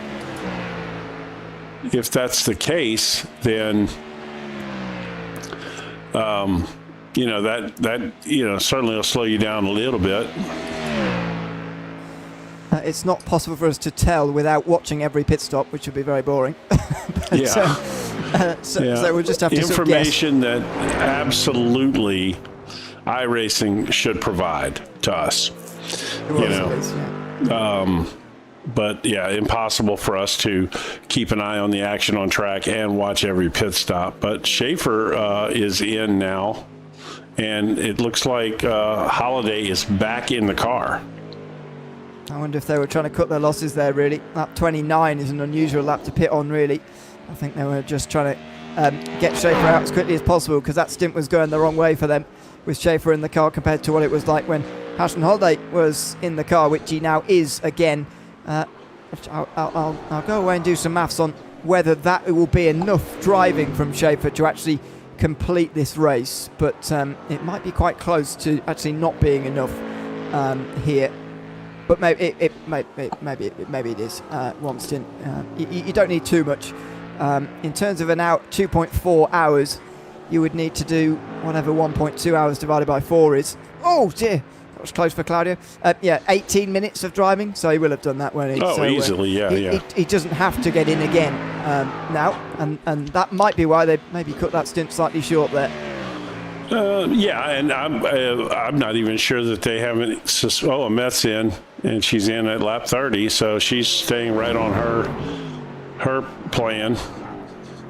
Claudio goes again, so it is a fuel-saving strategy. Yeah, there it is. And as a result, look, you can see the time at the top left. He is going to make it to halfway as a result. Well, he's going to miss by 15 seconds, but you get the point. He is going to be just about there in terms of fuel. Now, who else is able to go on and do this? Because Mauri, Cortez, and English all have the chance to do it. Mauri can't. Pitting. Cortez neither can is Cortez. Pitting. Is English going to? I mean, if English stays out, he might well still be behind him anyway. Well, English is going to stay out, though. I mean... He's got no front bumper there. Oh, he does have no front bumper. Where in the world did that happen at? Just carry on again. But Amet is still in front of him. So English is already a pit stop behind Amet home, and that is not good news for a fuel-saving strategy like this one. What just happened? It showed Amet crashing, but... Oh, she spun, coming out of the pit lane, just as she was trying to get back going again. Oh, it's the cold tyres potentially here, coming out of the pit lane. And that will be an unsafe exit as well, because she's definitely crossed that white line. There you go. And now she's driving the wrong way down the racetrack. Now she's trying to spin back around again. She's spun trying to do that. Oh, this is a nightmare. Oh, and now she's in the middle of the road. Got to be very careful. Now brings some gravel onto the racetrack. What a disaster for the... Well, she was the net race leader at the time. Yeah. And that in the background is Jason Holland, who's really gained as a result of this. Yeah, amazingly. Wow. But now right here, this is where Amet needs to get control of her, I won't say nerves, but when she makes a mistake like that, then she tends to drive super aggressive and really hard. And a lot of times that will bite her in the behind and cause her There you go. That was a slowdown. This is on replay. That was a slowdown through Lecom there. So exactly as you predicted, as you were saying she was getting a slowdown through Lecom, and now Holland is right on the back of it. Yeah, no, I mean that's her MO. Just from knowing her, she, she gets really frustrated when she makes a mistake, and she gets extremely aggressive, and she's already pretty. Black flag. Oh. She must be on 20 incident points. She must be. Again, I don't know that in the end. I think most of these cars might get a black flag before it's over with, because 20 is not a lot around Spa for 2.5 hours. You say that, but isn't it still 100 for the 24-hour in iRacing? Which, you know, this is 20% of the 24-hour allocation in 10% of the race distance. So it's effectively double as lenient. Good point, I guess. Yeah. I mean, I know it's different always. That everyone gets loads of incident points in the first hour, for example, of the 24-hour, and everyone gets. Well, I remember from the time I did it, we were very worried because we had 15 after 1 hour. I thought, goodness me, how many penalties are we going to get here? But it does get much easier through the middle of the day. But yeah, I met home into pit lane, and no longer is the net race leader. To be honest with you, I've got no idea who is the net race leader now. Chandler English has carried on again, by the way. Yeah, he has. 16th lap of the second stint, but is only just in front of Alexander Claudio, who's just made that pit stop and is back out onto the racetrack again. So Mike Anderson now is in chat because he's out of the car. He asked me how he did, and he did a great job. You know, problem with Mike is he gave up racing in his own league to do race control, which is a selfless task if there ever was one, because nobody appreciates race control. You know, you start a league so that you can race among friends, and then ultimately you have to jump out of the racing to do race control to make the league work, and that's what he did. But he also passed on information to us about it was so the black flag for Amet was due to her spin coming out of the pits, the unsafe pit inch. So it wasn't an incident limit thing, I don't think. I should have put 2 and 2 together there. I haven't said it at the time. You did, yeah. Forgot but about it hesitated a with the black flag long enough that that's weird. that it would. I could see where you thought that, especially because she had just gotten that slowdown going through Lacombe. But yes, by the way, and so anyway, to finish the Mike Anderson story a little bit, which this Chandler English thing is, I don't know, it's got me very intrigued here with the way he has saved fuel. This could turn out to be a good thing for him in the end. So Mike races in a Wednesday league that we do sometimes, and he's had just horrible luck, man, just some bad crashes and whatnot, and it was just bad. And you know, I'm glad to see him come over here and actually get to have a couple of stints in the car and have some fun and all of that stuff, you know. Yeah, no, it's been a long time. Well, I'll say a long time, but don't see Michael driving too often anymore. As Chandler English does come into the pit lane now, and Alexander Claudio goes on and takes the lead. If you could, though, as well, Mike, give us an info on the weather, if it's getting any more exciting. Yeah, please. If it's still a long way, if there's no update, then fair enough. But Jason Holland just floated the idea that in the I guess half an hour away now, 40 minutes away from now, there might be a little bit of light rain before this race is over. Would be very unlike Spa, that, if it were to rain. So English finally pitted here. I guess the only way this works for him, though, is if he is the only one who gets to do one less pit stop. Other than that, he's so far behind, I don't know that it's really going to benefit him. But I think he's so far behind that even in that scenario where he makes one less stop, he might still be in a little bit of trouble, which is this is a battle, by the way, between Amet Ohm and Alexander Cortez, which is really fiery. 3 wide with lap traffic coming into Lecombe, and Amet is going to steam down the middle here and keep 4th place for now. Jeez. With Cortez just took him back into line again. Mauri's just up the road as well here. This is Michael Hansen messaged us about her mindset at the moment as well. She's not pleased with her mistake out of pit lane there, and she's fired up right now trying to regain these places. Well, she is, and I tell you what, I don't want to focus on her because she does work for the channel, and it seems kind of like favoritism or whatever, but I will say this: when she is on a mission and she doesn't have another incident because of it, she is incredible to watch because she is fast and aggressive. But like I said, I hesitate to just keep the camera on her. Look at this, though. Cortez ain't playing either, though. Oh, Mauri's just got a black flag as well now, and that might well be incidents. So Amet's going to get this place for free here, and Cortez is going to get one for free as well. Cortez, by the way, very quick driver as well. By the way, I know we're looking at a lot of new drivers into the league here tonight, but Cortez has been here for prior to tonight, right, and has shown himself to be a very quick driver as well. So this is potentially a great battle to watch between these two, because Scott Mauri is going to be out of this with that black flag. Well, certainly, like I said, I'm still a believer that there's going to be some more black flags out there for several of these other drivers. It looks like it's going to be one of those races, doesn't it? With a lot of black flags to race. Well, a spot lends itself to a lot of, a single, off-track moments, because it's so easy to exceed the track limits here, the way this track is. Ooh. Quite a dive. No, that was very much so, and that was her going around Smalley. That's second place in, in the GT4s, and she is going to be rapidly approaching the GT4 leader right here in Fabian. Yeah.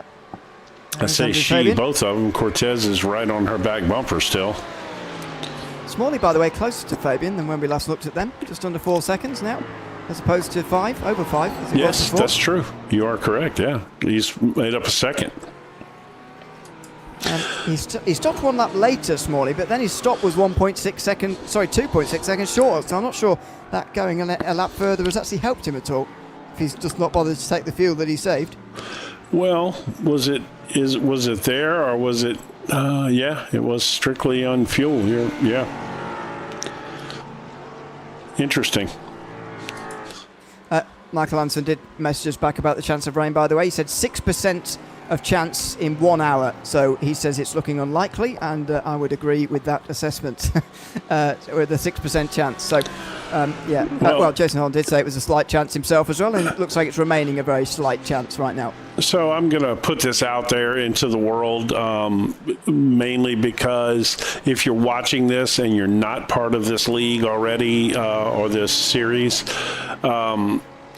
part of the reason that we have these new drivers is because we did some recruiting to try to up the driver count a little bit. They typically had been around this 17 car range, and we had hoped, but unfortunately some of the regulars in the series, well, as you saw, some of them are at the real 24 hours of Spa, which we won't speak ill of them, but we think ill of them for being there. And then one of the things they did this week was, after we did all the recruiting and stuff, they kind of floated the idea out there that there was a potential for rain in the later portion of this race.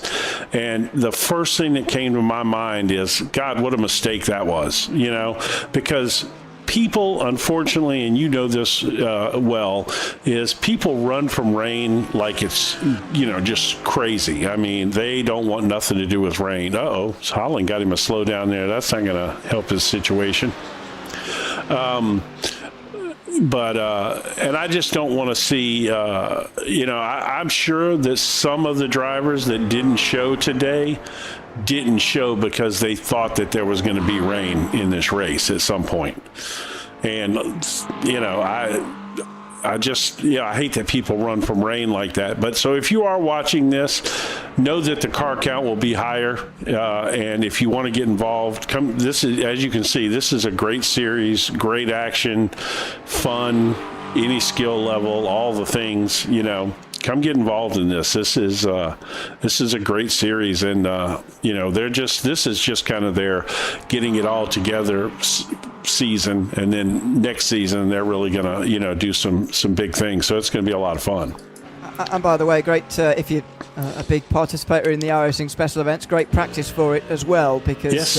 There's no better way to practice than with long runs. If you want to drive on your own, then you're welcome to. If you want to get a bit of teammate chemistry going as well, you can do that. But these are long races for the most part. Next time out will be at Road America for 2 hours on July 18th. And the reason why I point out those iRacing special events is because most of the events precede iRacing special events. For example, Road America's 2 hour race that's preceding the 6 hour iRacing special event. There's one at Suzuka in September and Petit Le Mans in September as well. Of course, we've got races at those venues as well in that month. We're at Indianapolis in October, just before the special event there, and Sonoma in November to round out the season as well. Well planned schedule for that. You know, they did a great job. Look at this. Cortez is all over her, man. Yeah, really quick at the moment, Cortez. I'm not saying that was like it's a surprise, but it is a difference to the first part of the race where it didn't quite look like he got off to the best start, but he's hounding at the moment. And they're both catching the two in front of them both, by the way. They're both closing in on those two, Claudio and Holland. Well, Holland, I think, is, I hate to say it with Jason and Mike, I think with the fuel, since we do have Mike in chat talking with us too, kind of give us actually, if are you in, we could pull you into the booth and actually talk to you for a minute if you are available for that. Are you in one of these chats that we could pull you in, or? Let's see him. Yeah. I think they're in their own chat. I think they're in Bike Point at the moment. Oh, they might be. Yeah, they might be. Oh, no, they're not. They might be in their own private one. We can't even gate crash them. But if Holland is okay with you, come join the interview waiting room and we'll pull you in and chat with you for a minute. I would love to hear your insight on the early pit stop when you pitted on lap 12 earlier in the race. Just love to hear what your thought process was there and how you think that's going to affect the outcome of the race here. Speaking of pit stops, Stephen Smalley is into pit lane at a strange time. 32 laps into this race. Only about, six? He's only been out for 6 laps in this stint. He's into pit lane here. There's a reason. 12.5. Here's the reason. Oh, no, it's a crash, and that is a clumsy GT3 getting into Stephen Smalley there. Was that Maori? It looks like, it has to be, doesn't it? There's only one other Lamborghini. It doesn't look like that. So, that's Scott Mauri, I'm afraid. That was clumsy driving. That was clumsy driving there. And that's definitely unfortunate. Yeah, well, there you go. I mean, that's not great, unfortunately. No, and especially not a contender. I don't know. That's. I'm sure I've got opinions about that, but, it's hard to say, man, what's going through the driver's mind. He might have thought the car was going one way and he went the other. I mean, but we just criticize, we're just here and it's easy to criticize, but, we don't really know what was going through his head at the time, either one of them's head, but it's nevertheless quite unfortunate. Well, he is in the waiting room, so I'm going to pull him up. He is now. Yeah, go have a chat with him for a moment. I'm going to just step away for a second. Okay. You have a chat with him just for a couple of minutes. Hey, Mike. You got me? Yeah, can you hear me? There he is. Yeah, we got you. Good to have you in, man. I'm glad to see you and the crew showed up over here. What a fun little series, though. The great little endurance racing. It was good to see you get a nice stint in there. 2 stints, actually, where it's been a long time. Oh, my goodness, there goes Amet again in Lacombe. Is that? I can't tell where she's at. Yeah, she was in Lacombe there.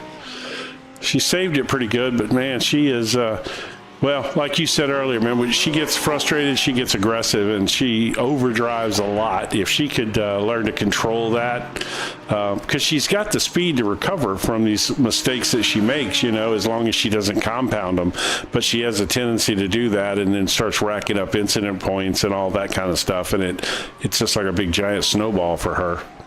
Well, Jim, I can tell you, she was in Bike Point voice with us, and she is a whipped puppy right now. So I'm assuming with this European heat wave she doesn't have air conditioning. And she said she already did a 6-hour race on LMU earlier today. Yeah, she's nuts. I was like, I can only imagine because she was telling me that, it's 90 plus degrees there. And no air conditioning. Can you imagine? I mean, we're spoiled rotten here in the United States, But what a mess. But so I see you paired up with Holland here to do this one. That's good. It was good to have you guys here. And so talk to me about the that 12 lap pit stop that you did on the first cycle. Was that just a miscalculation, or was that a strategy? No. Well, I wouldn't say either one of us are rocket scientists, so we'll see. It may have been a huge mistake, but we noticed that the regular IMSA sprint race setup was 15.4 gallons, and the max you could put in the car, I think, is 17.9 or 17.6 or something. And so the way we were figuring it was you were either going to do 2 full fuel stints and a shorter stint at the back, or we could start with that setup, which didn't pass inspection, with a full tank, and then refuel it all the way to full after the fact. So we kind of gambled on taking the abbreviated stop first, and then having 2 full stints to the end. So you think that you can still get by on 3 stops here? We think so, but I'm not 100% sure of that. Okay. So we'll see. Well, we'll see. Because right now, Jason has approximately 5 laps left, which is going to take off another 10-15 minutes. Right. And then that should be enough for a full fuel stint to the end, I think. But we'll just have to see whether we gamble correctly or not. Well, it's based on, what, the stuff that Ewan had done with them in the previous round at Watkins, Glen and stuff. It'll be interesting to see. You were certainly the only one that did that strategy, but it makes sense why you did it. Well, Harrison did that too. Oh, he did? Yeah, no, Harrison did that too, but he was able to save an extra lap because he stayed, in my draft for a good 10 laps or so before I kind of pulled a gap on him. So it cost me a lap there being in the lead, but I've got a little bit more pace than Jason, so I was trying to just extend as much of a lead as I could while I was in the car there. So we'll see. I don't know. It may end up costing us, but I wasn't planning on doing this league because I don't know how many Saturday afternoons I'll have free throughout the rest of the schedule. But, we was like, well, let's do it. So we just signed up and that's have a good time. I mean, that was the whole point, Here we are. Especially for this season, because these guys are, they're just trying to work out any kinks, because then next season they're going to go with the full schedule again. And, great way to practice and get ready for these special events, which obviously you guys do a lot of. So kind of an off-the-cuff question about that was, if you were going to be interested in doing this league, what would you say the best time frame for this league would be? Would it be earlier on a Saturday? Would it be, I mean, that's a open-ended question. No, it is, and it certainly depends on everybody's. Yeah. For me, I'm more of an evening guy, Eastern time, so like 8 p.m. Eastern would be my preferred time slot, but I'm not everybody else because I'm usually with the family or at the lake or something during the days on Saturday or hanging out with the wife. So 4 o'clock is a little bit too soon, and it's going to fall in that dinner time window as well. Right. So, and I think the reason they did it is because they do have some regular English drivers that run this series as well. Right. Yeah. Which makes perfect sense. You have to cater to what the majority of the grid just in general, wants, you try to find something that's a combo across the board. Yep. Exactly. But I was just more curious than anything else, just because. I want to see this league succeed. I think that they've got a great concept here. You don't have leagues that are specific to all endurance races. You don't see much of that. No, and I love that idea. Yeah, that's a fantastic idea.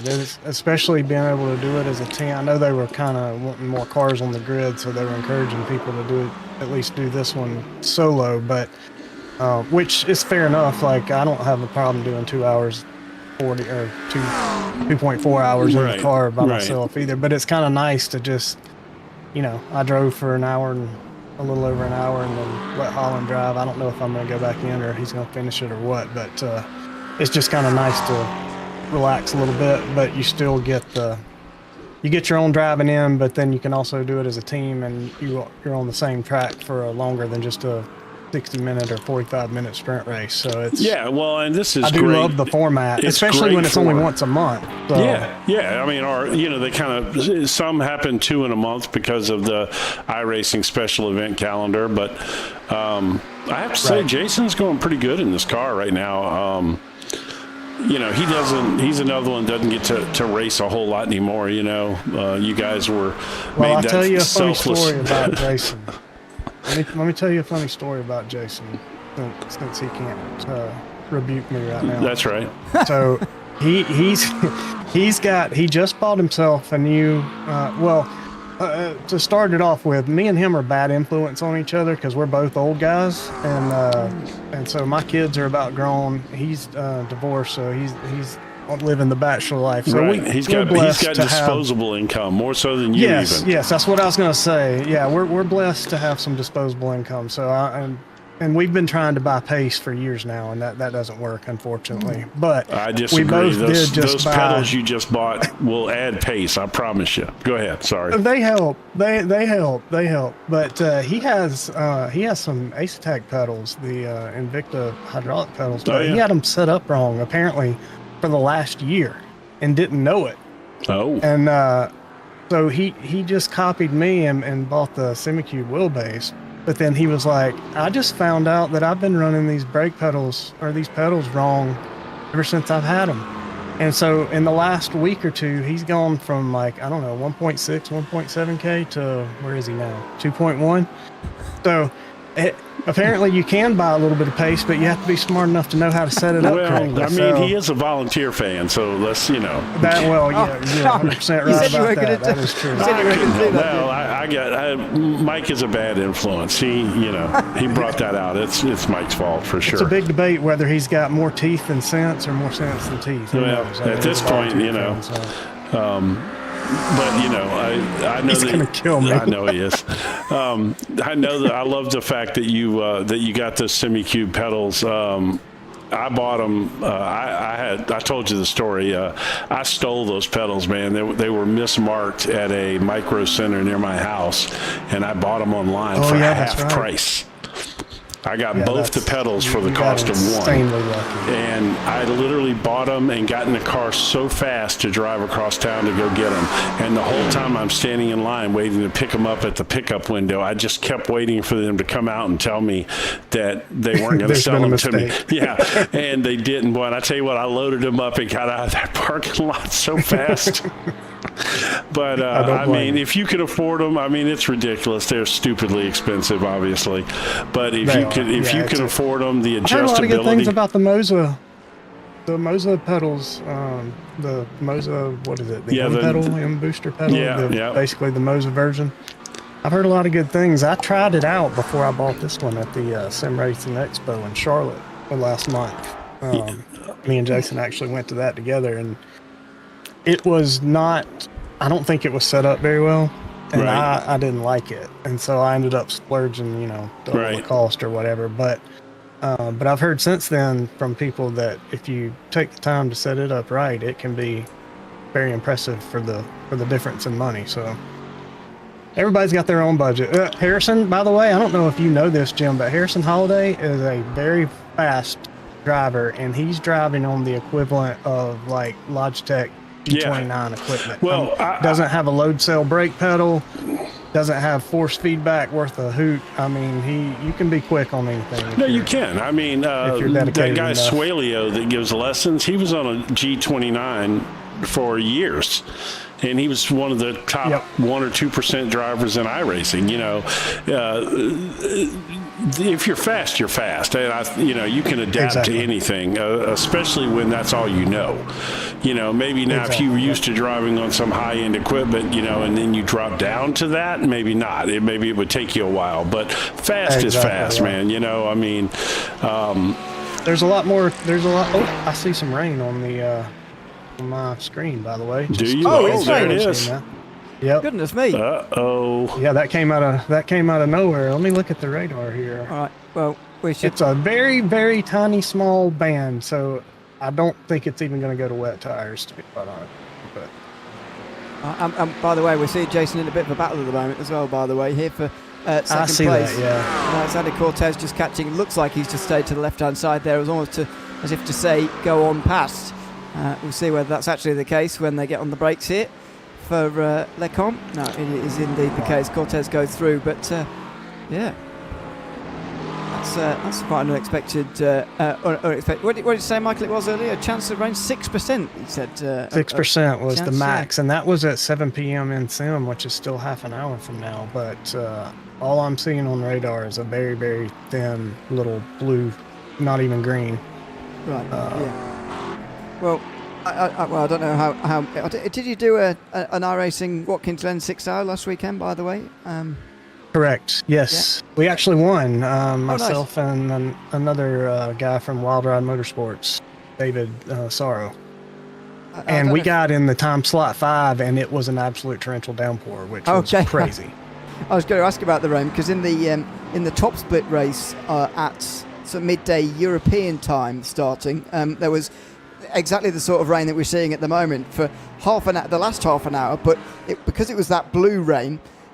It was very inconsequential. Certainly, wet tyres were never needed. But yeah, how much? It caught us by surprise. Yeah. Because we had seen a couple other splits, and like you said, there was some towards the end of the race, but nothing. Not even requiring wet tires or anything. And then when we loaded in for qualifying, it was moderately wet, and I had to qualify on wet tires and started the race. And did probably 20 laps or so on wet tires, and then ended up coming in because the dry line was forming. It had stopped. Was able to do a full stint on dries, and by the time I finished my full first stint, it was pouring again, and we stayed on wets for the entire rest of the race. So it was about an hour of dry and about 5 hours of rain.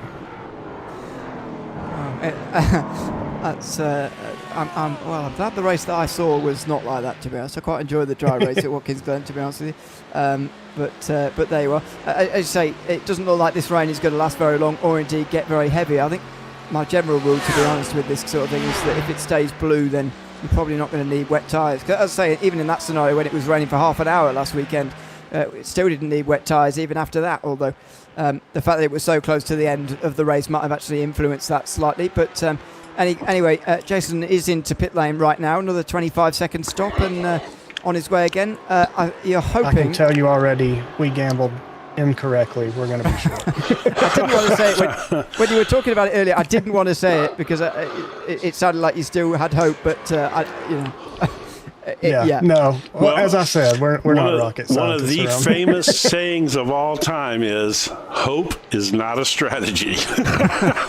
Yeah, that is true. Yeah, that is true. No, it looks like we're going to be about, to be honest with you, 6 gallons short. So about 5 laps, probably about 5 or 6 laps. We're gonna exactly. I was going to say, I don't think the guys who are doing 15 laps each time are even safe. So, it's not... I think to say your gamble hasn't worked is a little bit unfair on yourselves, because I think a lot of the guys who are still running 15 laps each time out front, like Cortez and Ahmet, who are out there at the moment, I don't think they're making it either. I think they'll need a splash and dash as well. So I don't think this is going to cost you as much as you think. Yeah, we might be able to pull out a podium if we can keep it clean. We'll see what happens. Absolutely. Well, thanks for coming to chat to us, Mike. I'm not sure if you're in a rush to get back to Jason or if you want to stay here. But no, that's fine. I'll get back to him. He'll be fussing at me for my volunteer. Well, he's really going to be fussing at him when he hears the stories you were telling on him. Yeah, I know. Yeah, I know exactly. All right, guys. Appreciate it.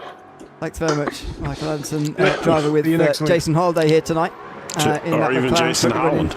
6th place. Sorry? You said Jason Holiday. Oh, did I? Sorry. Yeah.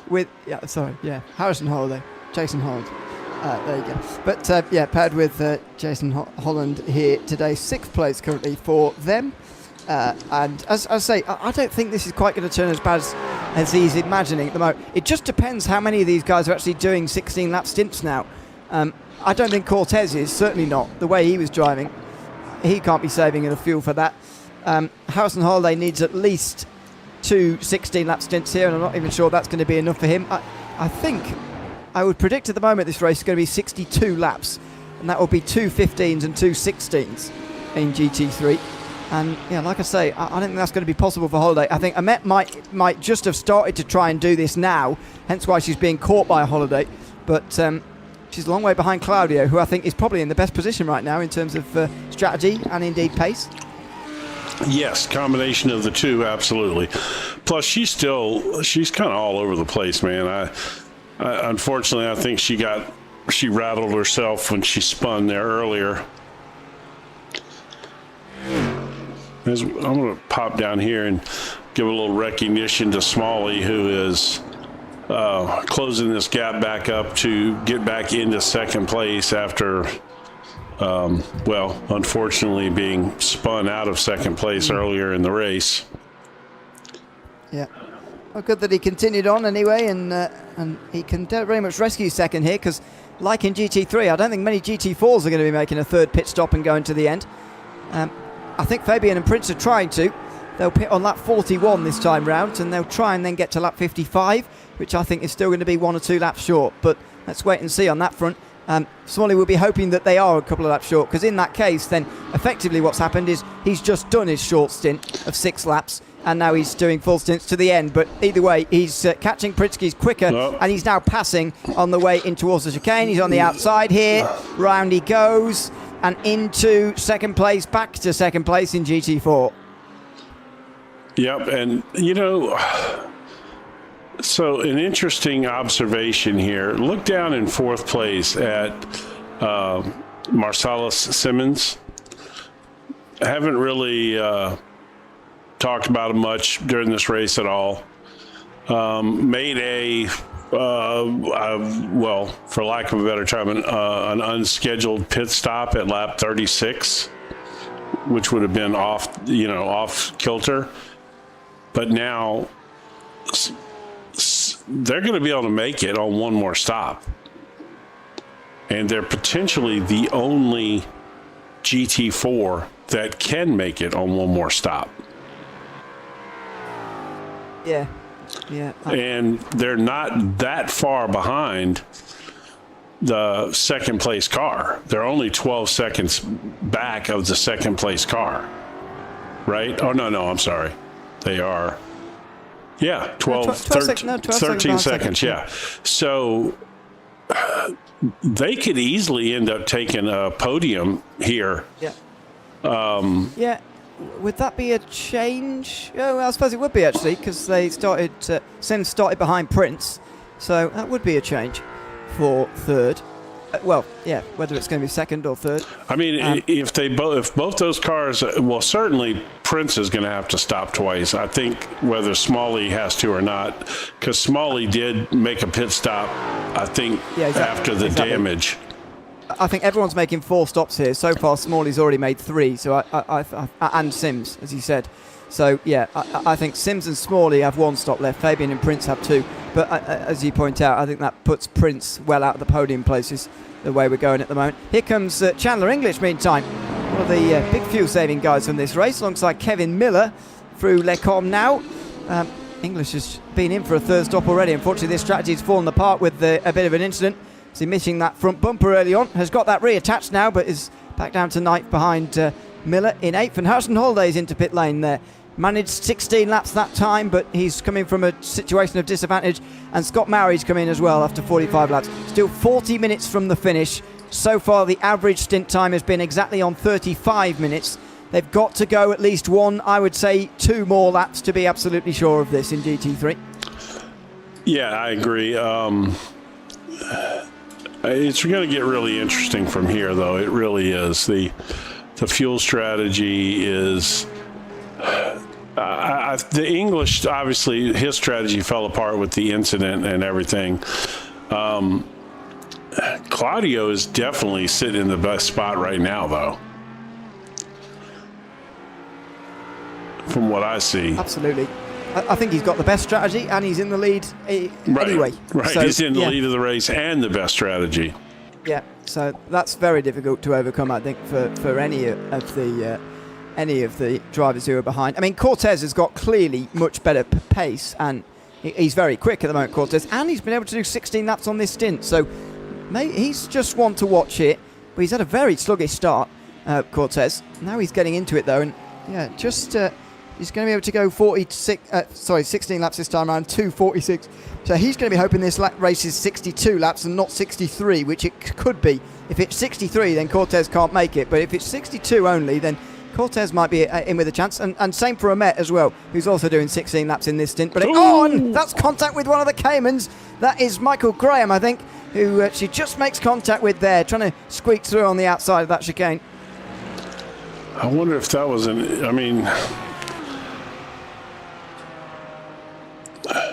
who did she make contact with? Because there's... Michael Graham.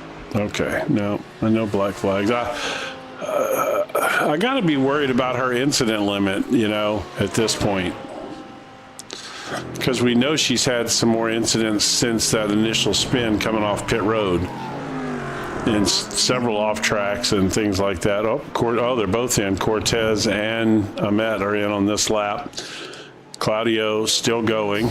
They are close, They're close to making it now, Cortez and Ohm, especially if they do another 16 laps after this. I think they might well be. I think this is going to be a 62-lap race, and I think they're going to make it. And that puts Cortez, by the way, with the speed that he has. I mean, the lap before the one where he stopped, he gained a 2.5 seconds on Claudio. That's a serious time game. And so, yeah, maybe this is not all about Alexander Claudio here. Maybe there is going to be a late twist here. Uh-oh. I just saw Met blinking on pit road. That's not good. Especially with the internet issues she's had over there. There's Claudio. That's quite close for Cortez and I'm on the way out pit lane, by the way. Let's hope that they both seem to change tyres, so let's hope they both get out cleanly this time. Oh, God. Oh, dear. Yeah, she almost did Lamborghini it hates again. that pit exit. Goodness me. Well, she's just so aggressive, man. I'm telling you, she is so aggressive. Cold tires and her do not get along well. Well, as we've seen. Well, she's back to nearly 3 seconds behind. So there has been a net gain here on the way into pit lane from Ohm on Cortez, but the gap is still 3 seconds. And there in the background, Harrison Holiday, who I think is going to come up just one lap short here, as is, unfortunately, Jason Holland here and Scott Mowry. So those three are sort of fighting for fourth amongst themselves. So one thing I do want to touch on while I've got the camera on Harrison Holiday, we heard Mike Anderson talk about him racing on, some of the bare bones equipment, you and I have seen an improvement with Harrison Holiday over the course of the past couple of seasons. There was a time he was just a mid-pack kind of guy, and then now he is in the regular league that we broadcast in. He is, a contender up towards the front now, and has pace of some of the front guys. So we've really seen an improvement out of him, and that's wonderful to see. And Claudio is now in. Yeah. Be curious to see how this works out. I mean, he might well start out this final stint looking for another 16 laps, but I don't think he'll need them all. I think only 15 will be enough, but it's his speed that I'd be a little bit worried about in relation to Cortez. He's got to get out the pit lane, to my mind, in front of Cortez here, and then try and hold him back with some defensive moves in this final stint. If he comes out behind, I don't think he's got much chance of winning this race, which would be a remarkable turnaround in the last half an hour, because he looked absolutely nailed on. Well, not quite nailed on, but, he looked like a strong favourite anyway. Well, Kevin Miller just picked up a black flag there.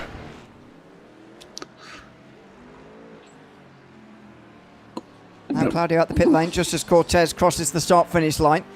He'll obviously have the cold tyres to figure out, but Claudio is at least in front. He's given himself a chance here in the final 35 minutes. Oh no! Around. Holiday into Amet. Holiday was making a move at La Source, trying to get through as quickly as possible. And Amet almost not quite got those tyres up to temperature yet. It was a new set of 4 on that Lamborghini. And Holiday firing down the inside has made contact here. Now, is this Amet turning in or Holiday not making the apex? Oh, that's an awkward one. Not sure either of them did much wrong there. Hey, that's tough, isn't it? I thought Holiday made the corner decently, and I thought Amet gave a little bit of space there as well. Oh, that's an awkward one. Yeah, unfortunately for both of them. Holiday is off anyway in the meantime. Holiday's gone off just while we were watching those replays through Le Com, anyway. I suspect those two might have come to blows again, actually. They came out still nose to tail, so I reckon there might have been a second go there, and there was. Ameton coming back down the inside through Le Com. Holiday caught up on the inside curb, although does decently well now on the outside. And there you go. Have some stones. Have some stones. She definitely running wide there. She was definitely sending a message there for sure. That was a message, yeah. That was a message. But the pace he's got, I'd imagine Holiday's going to come back and reply with another message, I suspect. I'm sure at this point he would like to. This could be interesting to watch how this is going to develop for the end of the race. Yeah, these two are... Yeah, if they get to each other again, it's going to be trouble for sure. Yeah, it is. I'm curious now to see if Cortez is going to run down Claudio, and I believe he is. He has closed that gap up significantly.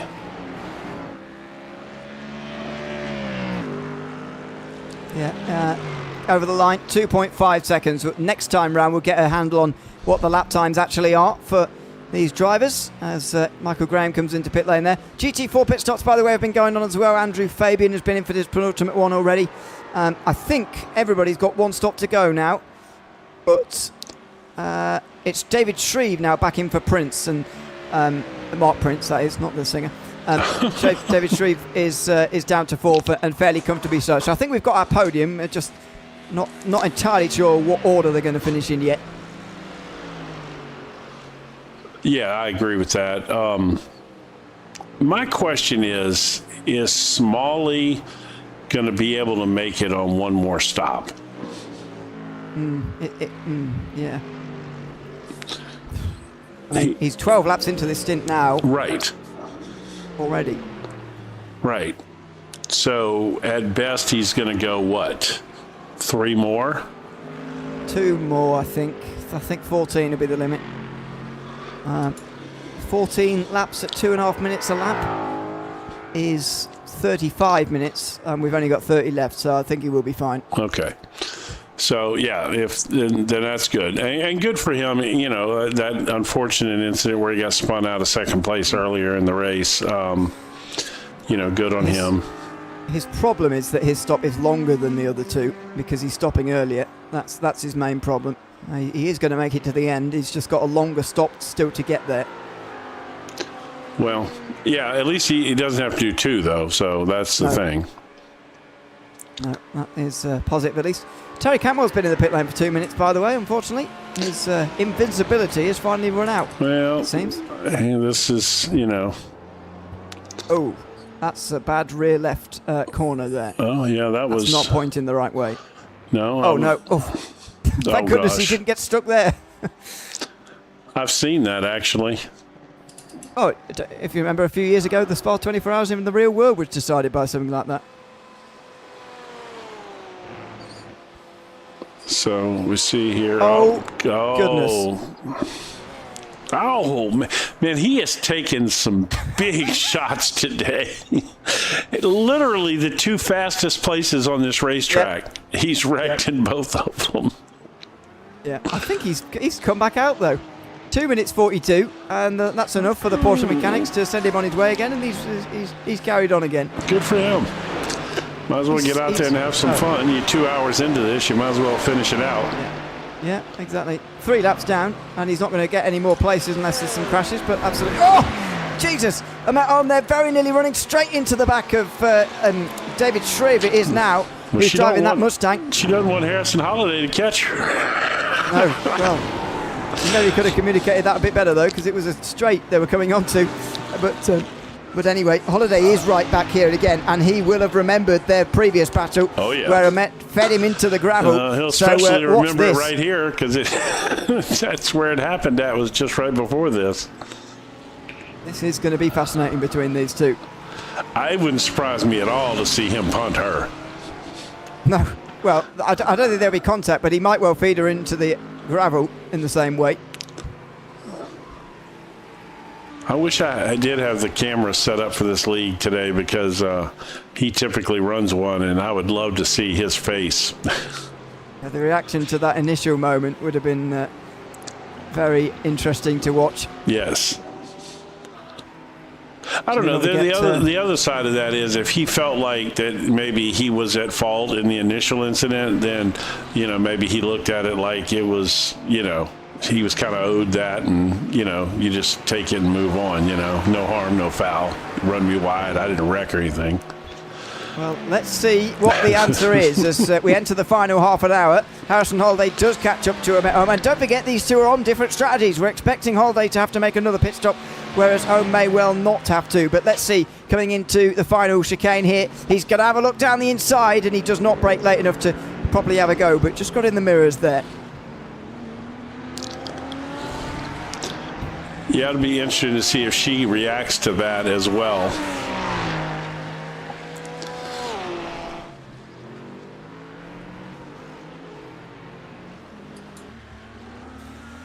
Well, this is the section coming out of La Source and on the run through Eau Rouge Raidillon and then to Les Combes, where they came to blows earlier. It was Harrison Holliday diving down the inside at turn 1, don't forget, into the side of Home, which then returned which ended up with a return of favour through Malmedy, actually, the final part of that complex. I don't think Holliday's close enough in the slipstream though this time round in the Ferrari, trying to get alongside the Lamborghini. Yeah, nowhere near close enough this time. No, I was going to see if he was going to late brake her a little bit. Well, she wiggled a little bit coming there. That's going to give him a little bit of ground made up. This is my least favorite corner at Spa right here. I hate this corner. I just can never get the car to rotate like I need it to there. Yeah, it's where you get understeer most, that's for sure. He's still going downhill through all the way down here through No Name, then through Pouon, then towards the chicane, then Stavolo. It's all downhill through here. Well, I love Pouon. Everybody makes such a big deal out of Pouon. For some reason, I click at Pouon. It just works for me. But well, by the way, like the No Name corner being changed, they've also changed that name Pouon to Double Gauche, which is a really terrible name. What? Because in French, that just means double left. That's terrible. That is pretty bad. No, that will always be Pouon. You know. Well, I keep calling it that. Yeah. I tell you what, while we have this, you know what? We have picture-in-picture. It's probably time that we used it. Smalley, final stop. And there is the race lead battle as well. I'll turn that off.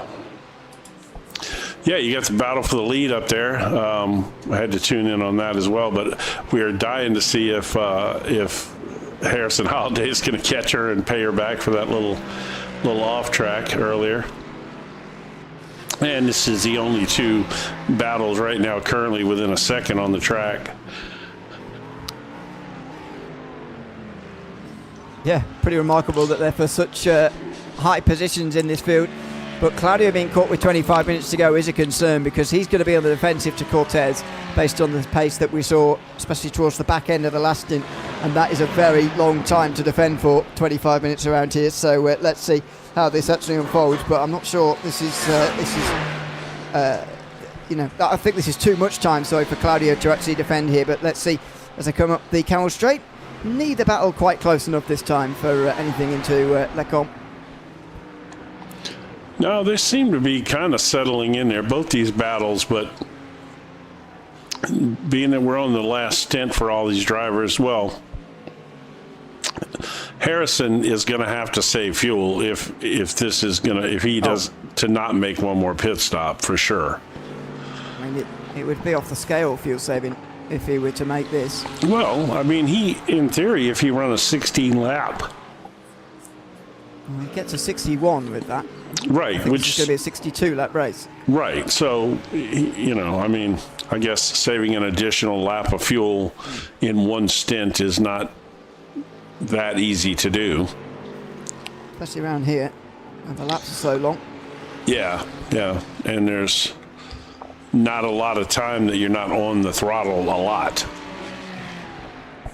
You know, there's not a whole lot of coast and roll through this track. Well, might be using the slipstream of a met here to save some of that. That might be useful, but I mean, that would be one way to pay her back. Even then, I don't think that's going to be enough to be honest for Holiday as he comes through Blanchemont there and into the bus stop chicane. It's much closer this time, so certainly putting the pressure on.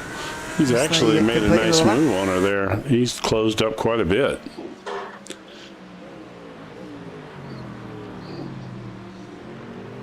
Yeah, both battles pretty close through La Source for the first time, but neither of the trailing drivers in each battle have been able to get a good enough run out of this final, or this first turn, to actually make anything happen by the time they get down towards Les Combes, where moves can actually start to be made. Up over the top through Eau Rouge and Raidillon they go now, and Cortez certainly isn't close enough.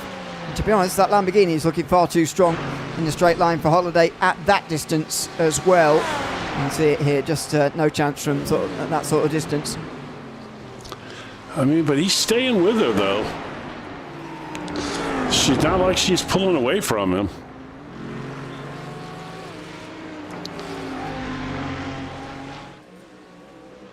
Yeah, they are evenly matched, but I just don't think Holiday's got the speed in a straight line to actually make a pass right now. Oh, somebody just got a slow down. Oh, that's Mallory.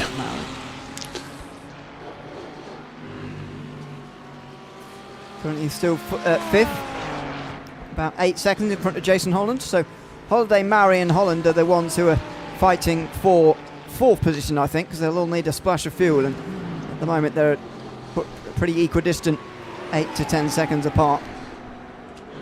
Yeah, well, it's like you said, even if he gets by her here, you know, he's probably going to have to stop. Maybe. I mean, well, we'll see. Who knows, you know? The Ferrari, you know, I think is better than the Lamborghini on fuel. Oh, he is all over her now, though. The problem around here is that it just has to be so much better because it's such a long racetrack that I'm not sure that manufacturer difference will mean too much, but let's see here in the next 20 minutes. We don't even know how many laps this race is going to be still, don't forget yet. We've completed 53 now. I would expect it to be another 9 laps based on what I was thinking about earlier, but let's wait and see whether that actually comes true or not. If it's only 8, then there'll be even less fuel saving happening here, and Harrison Holiday might be brought into this, but he does need it to be 8 laps and no more, Holiday. This will be interesting. See, she is pulling away from him, though, on these higher speed portions of the track.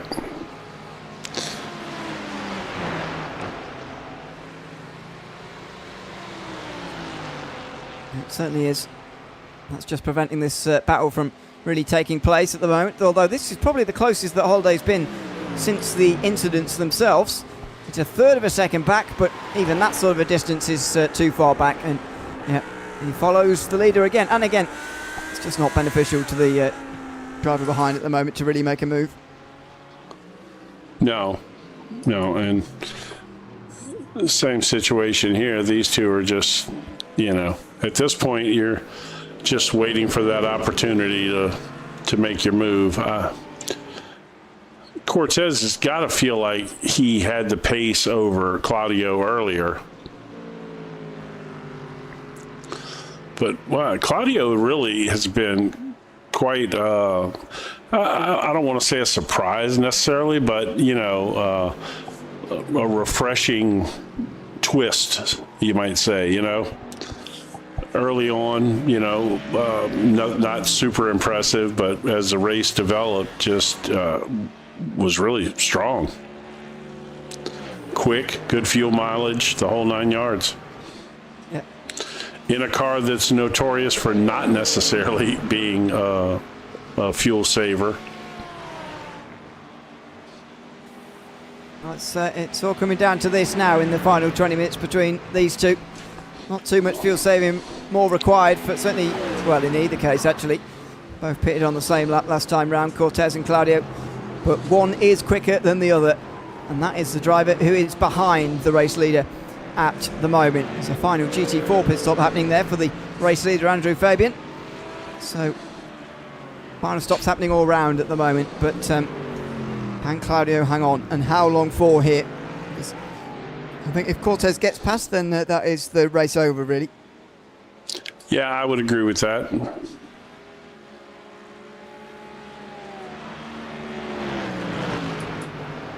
But so far, not been able to make a move. Neither is Holiday, who seems to be slightly further behind this time on the Met.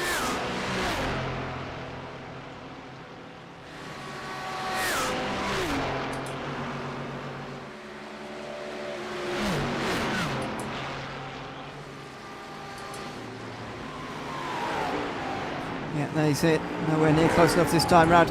In fact, it's a second as they got on the brakes there at the end of the Kemmel Straight that time round. Whoa, hold on. Very long stop for Andrew Fabian. 50 seconds it's turned into here. This is drama in the GT4 class in the final 20 minutes. It's a 50-second pit stop. It's putting behind Stephen Smalley and Marcellus Sims. Oh, they're right together. Well, they are right together. Yeah, they're exchanging places as Fabian comes out the pit lane. But what is going on here? Black flag. He got caught speeding entering. It had to be. Well, I didn't see that, but there was definitely a black flag. I saw that. Okay, fine. Well, it makes sense with the amount of time lost. That is a crucial error right at the end here. They might have just handed the win to Smalley. Yeah, well, and I certainly don't. This reflects nothing on Fabian whatsoever, but it would be kind of fitting if Smalley was able to get the win after being spun out earlier, you know, in the race and everything, contending for the lead and led a lot of the early part of this race. But again, that doesn't have anything to do with Fabian. Very unfortunate for Andrew here.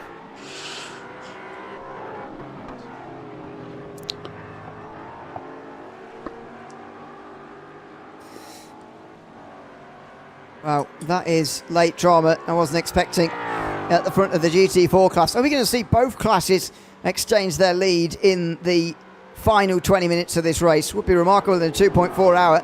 And there might be a change for second, a battle for second between Sims and Fabian here. You want to regain these places on the racetrack, those ones that he's lost in the pit lane. It's certainly, there's definitely going to be a battle for third and second here. I don't know with 15 minutes to go if there's time to make up 5 seconds if Smalley doesn't make a mistake. He's got to get by Sims to start with and then make up 6 seconds. That's a lot.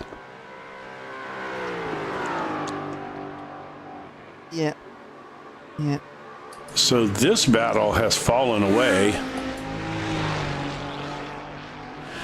Second and a half now, or a little over a second. Yeah, Anna's gotten rid of Holiday here for sure. And, I wonder if he's having to go into really fuel saving mode here to try to make it. Yeah, maybe. Because if not, he'd be pressing as hard as he could just to, if he has to splash for gas. Well, 4 laps would be about 9 minutes. So, it might be only 6, yeah, but still be 6 laps to go, and that'd be 62 laps in the race, as Andrew Fabian nearly alongside Sims even before they got to Eau Rouge and Raidillon, which would have been something. Oh, and that was not quite the right line for Sims there. He seems to have gotten away without a slowdown, and he might get away with the position here through the Kemmel Straight. He might just have the speed to hold on, although Fabian's catching now with the slipstream. And he doesn't. Wow, that was impressive from Sims. He was on the wrong line. He managed to gather it back up again, not get a slowdown, and have a good enough run to hold on to second place. I don't know how he didn't get a slowdown there. Must have been close.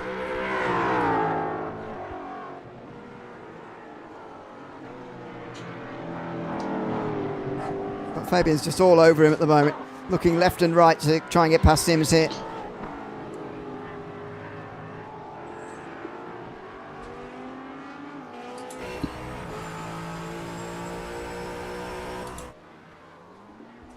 And I mean, Sims is taking some defensive lines into corners that don't really need defending. No. Through Pooh on there, he's only cost himself time. And here comes Fabian now on the inside through the second part of that turn. Outside for the first part of the chicane, gives you the inside at the second. And so Fabian's going to try it. Round the outside he goes, getting him that inside for the left-handed part.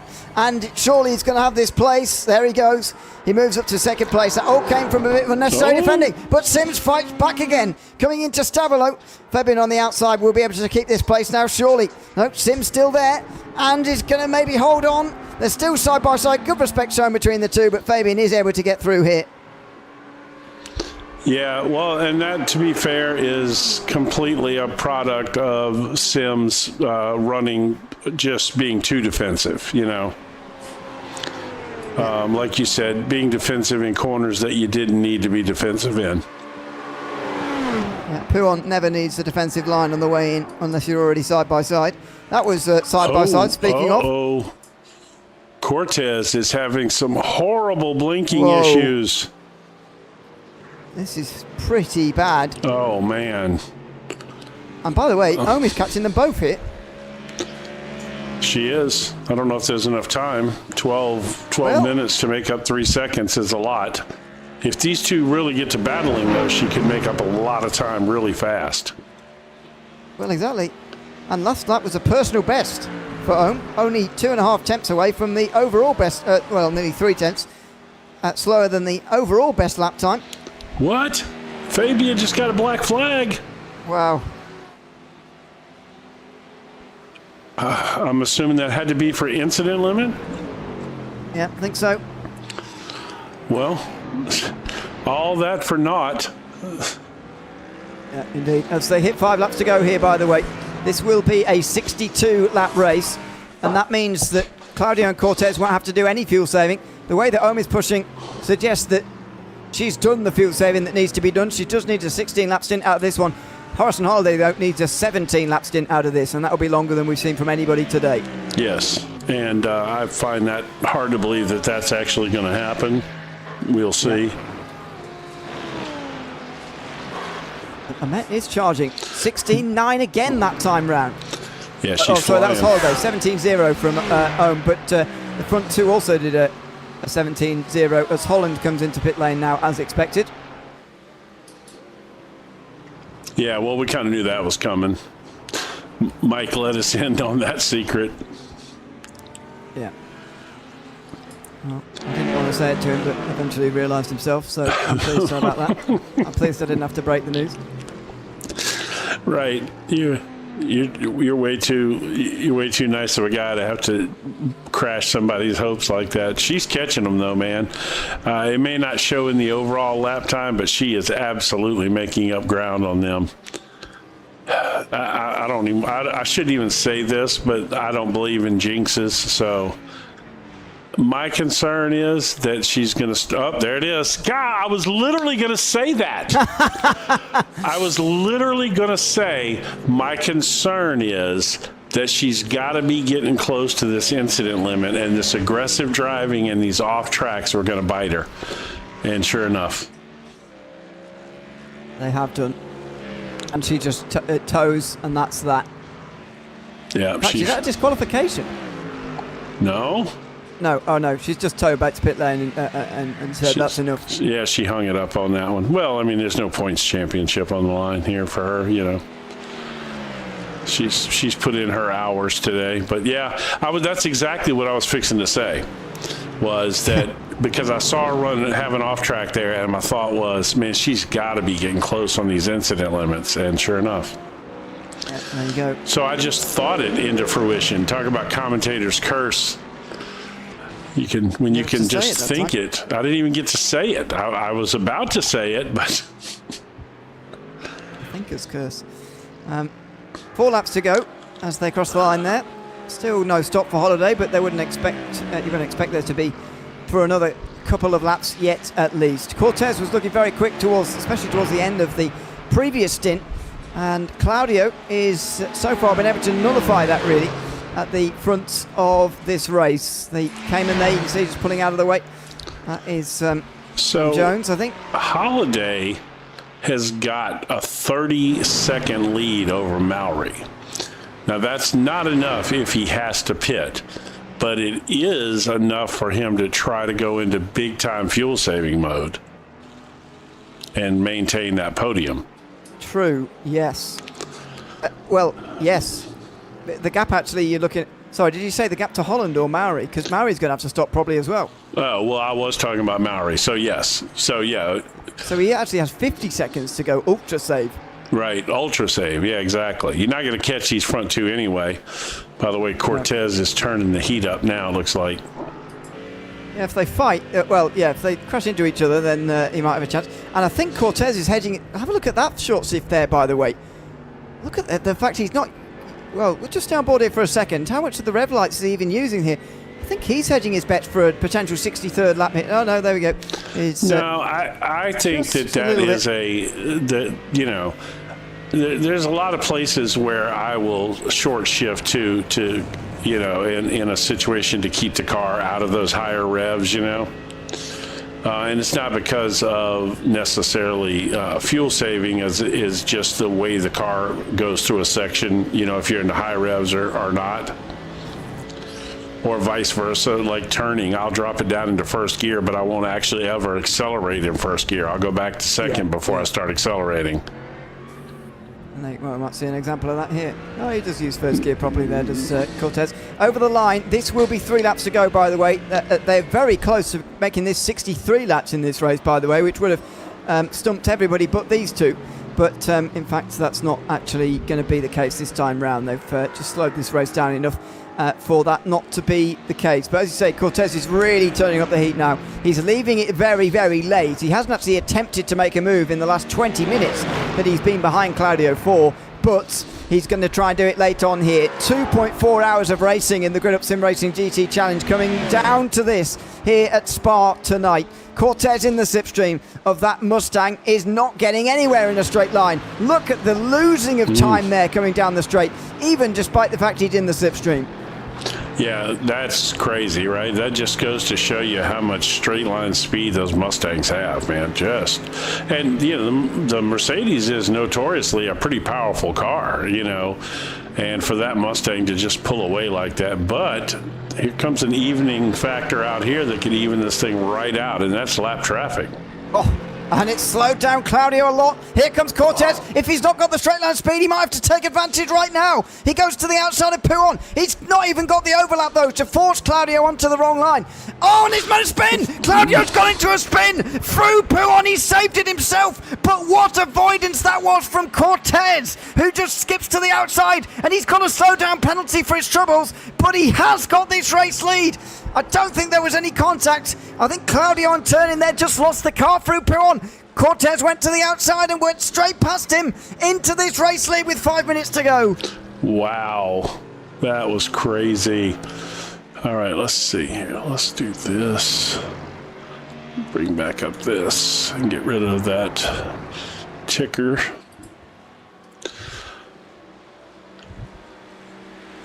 All right, we got to go back and look at that.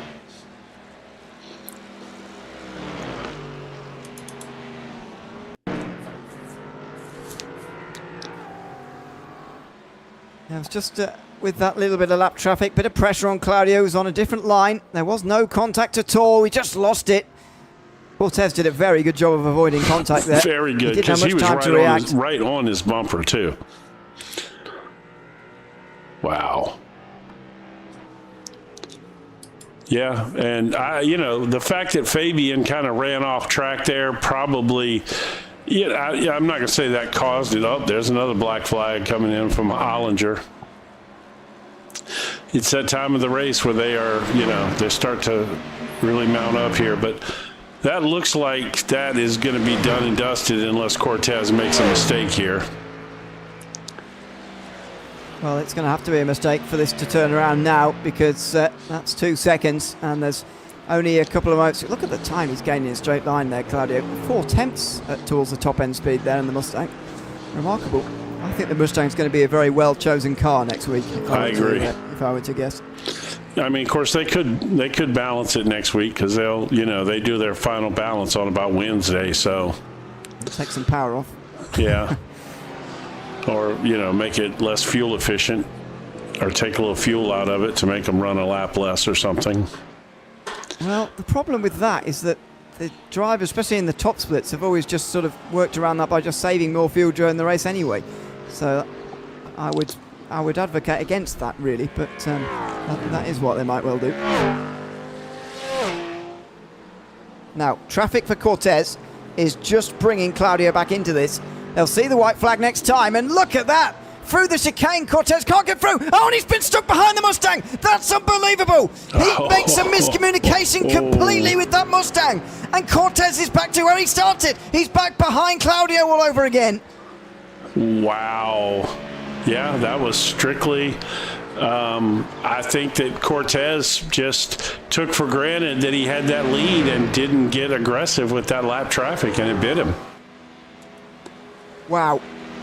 I was not expecting that. 2 seconds the gap of the line, and it's now down to 2 tenths by the end of the lap, but instead in favour of Claudio. Let's see if they actually do get the white flag this time round. It should be, but let's just make sure that it is. There is the white flag waving. It is 1 lap to go. And So 2.4 hours of racing here at Spa are going to come down to this. Cortez is maybe going to go for this at La Source. He's not got the straight line speed. He's got to do it somewhere else. He goes to the inside. He dives for the race lead. There is the lead change on the last lap. But Claudio just turns straight underneath him. And he's going to get the better exit here. They might be side by side up Eau Rouge for the race win. Oh, and he's backing out of it, Claudio, here. He's going to put the trust in the Mustang. And it's horsepower down the straight. But has he just lifted off a bit too much there? Has he left Cortez with a bit too much of a gap? This is going to be very close. I'm not sure Claudio's got enough straight to actually get this move done. He's going to definitely get alongside, but is he going to... Well, he might even manage that. Here comes the braking zone. The top end speed for the Mustangs where it really makes its pace, and Cortez holds on. That was a mistake from Claudio there to mistime that move on the Kemmel Straight. He's got the bus stop, though. He's got that whole run down the back straight, you know, and in the hard braking zone into the bus stop. He's got another chance here. He just has to stay close. But Cortez has got all these corners to make sure it's not close by the time they get towards the bus stop. So this is the problem. 6 tenths of a second already. I think that's already too much of a gap. Yeah, 2 seconds was too much of a gap a few minutes ago. Is there any lap traffic in front of him? There is some lap traffic up there in front of him. I don't... And that is that's Smalley. Sims. No, it's Smalley. Smalley. No, you're right. It is Smalley. So he's going to... That's the leader. Yeah, he's going to be the leader. But will he just get out of the way so that he doesn't have to do another lap here? Because if he stays in front of them, obviously he will have to go on one more. Cortez is going to be slowed down by Smalley, who doesn't get out of the way here. But Claudio's pushed too hard into Ostabilo anyway, and Cortez gets through on Smalley. This is good as over here, I think, but he's got a great run. Claudio's got a great run. How he managed to do that while passing Smalley at the same time, I've got no idea. But he's got a good run here, and he might well take this race lead off Alexander Cortez in the very last corners of this race. Through Blanchemont for the final time. The Mustang's power going to help it towards potentially a race-winning scenario. Late braking on the outside from Claudio. Cortez defends the inside, and it's going to be enough. Alexander Cortez, with a pass on the last lap, is going to win the 2.4 hours of Spa, just in front of Alexander Claudio, who flashes his lights at if to say well done.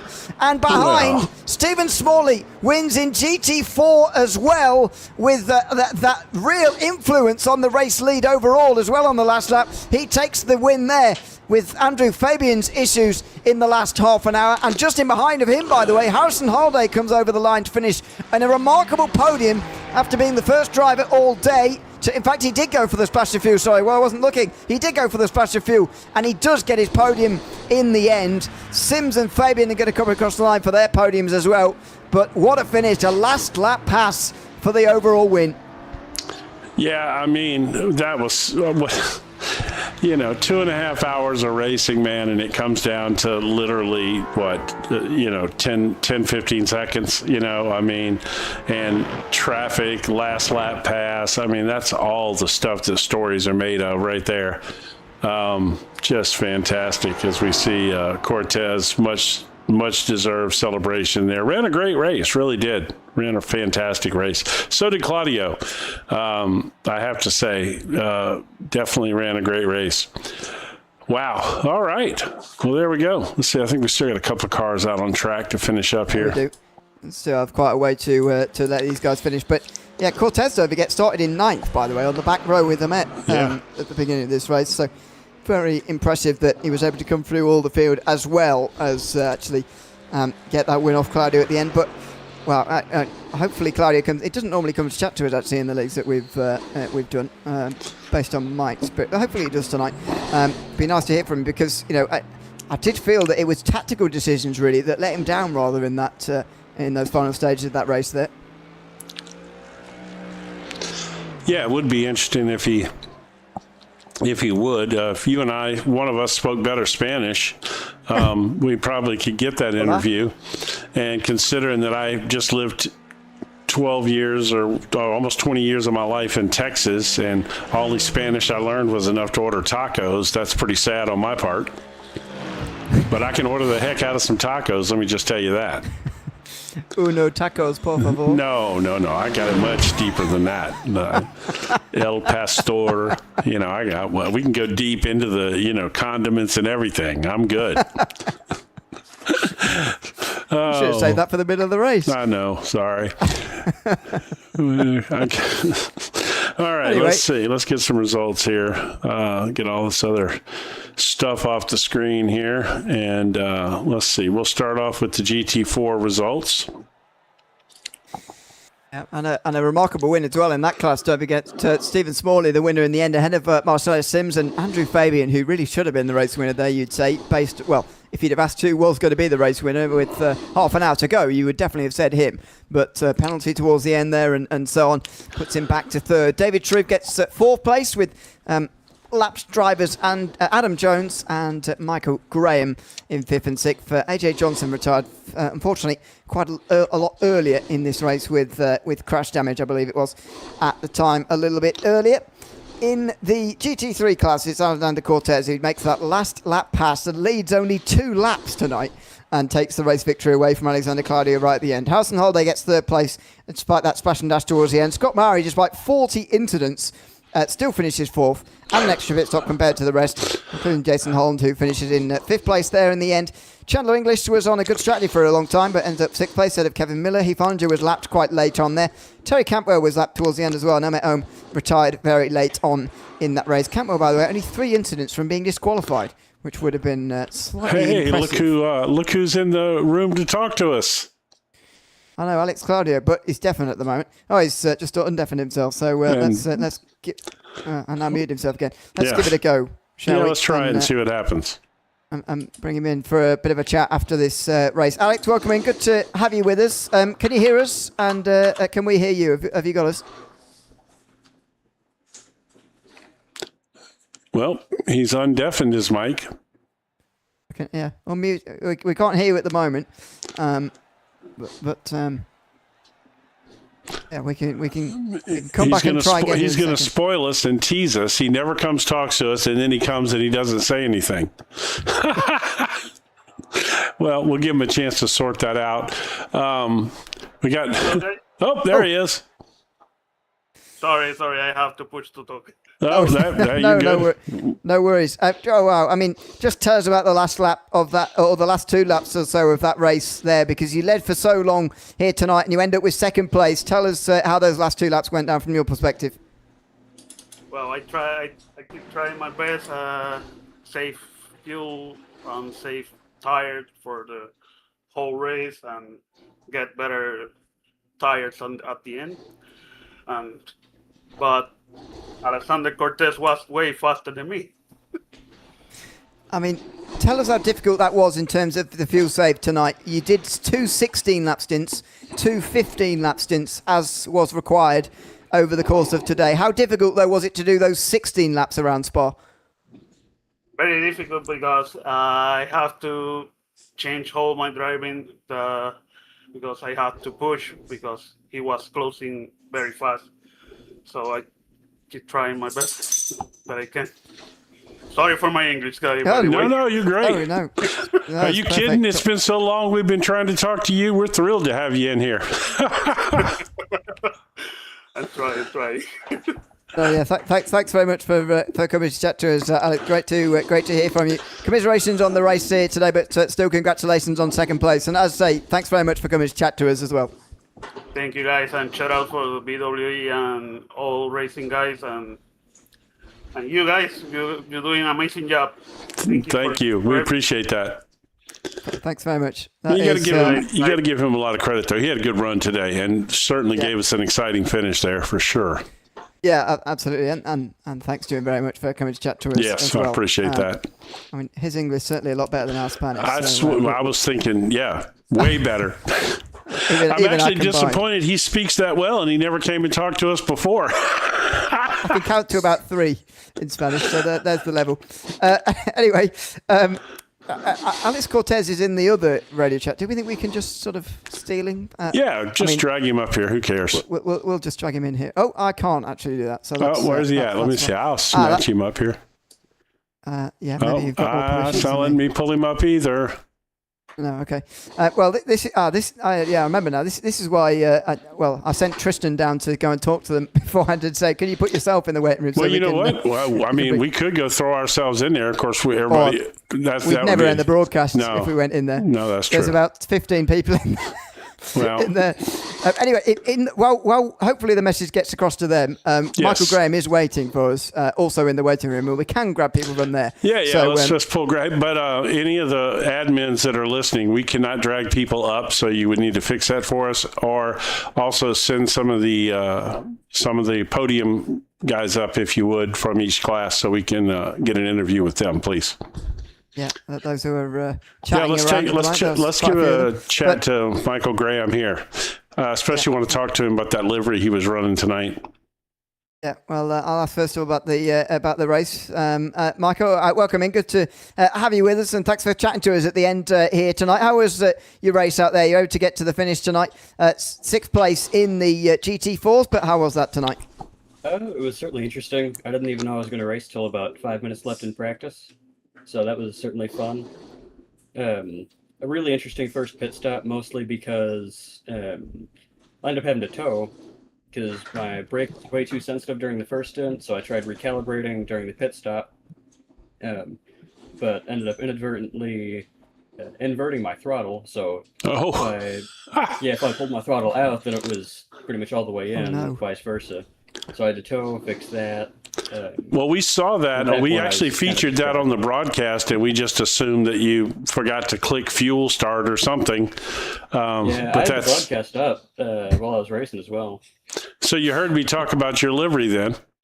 Yeah, thank you for that. Yeah, and to be honest, if you were to go look through my library of cars, probably 50% of the cars I race have some form of Jolly Rogers Navy paint scheme on them. I'm a huge military Navy aviator guy, and especially the Jolly Rogers. So so as soon as I spotted that, I had to say something. Unfortunately, it was at a bad time for you. I think you had just spun or something, but nevertheless, it was good to get to see that livery.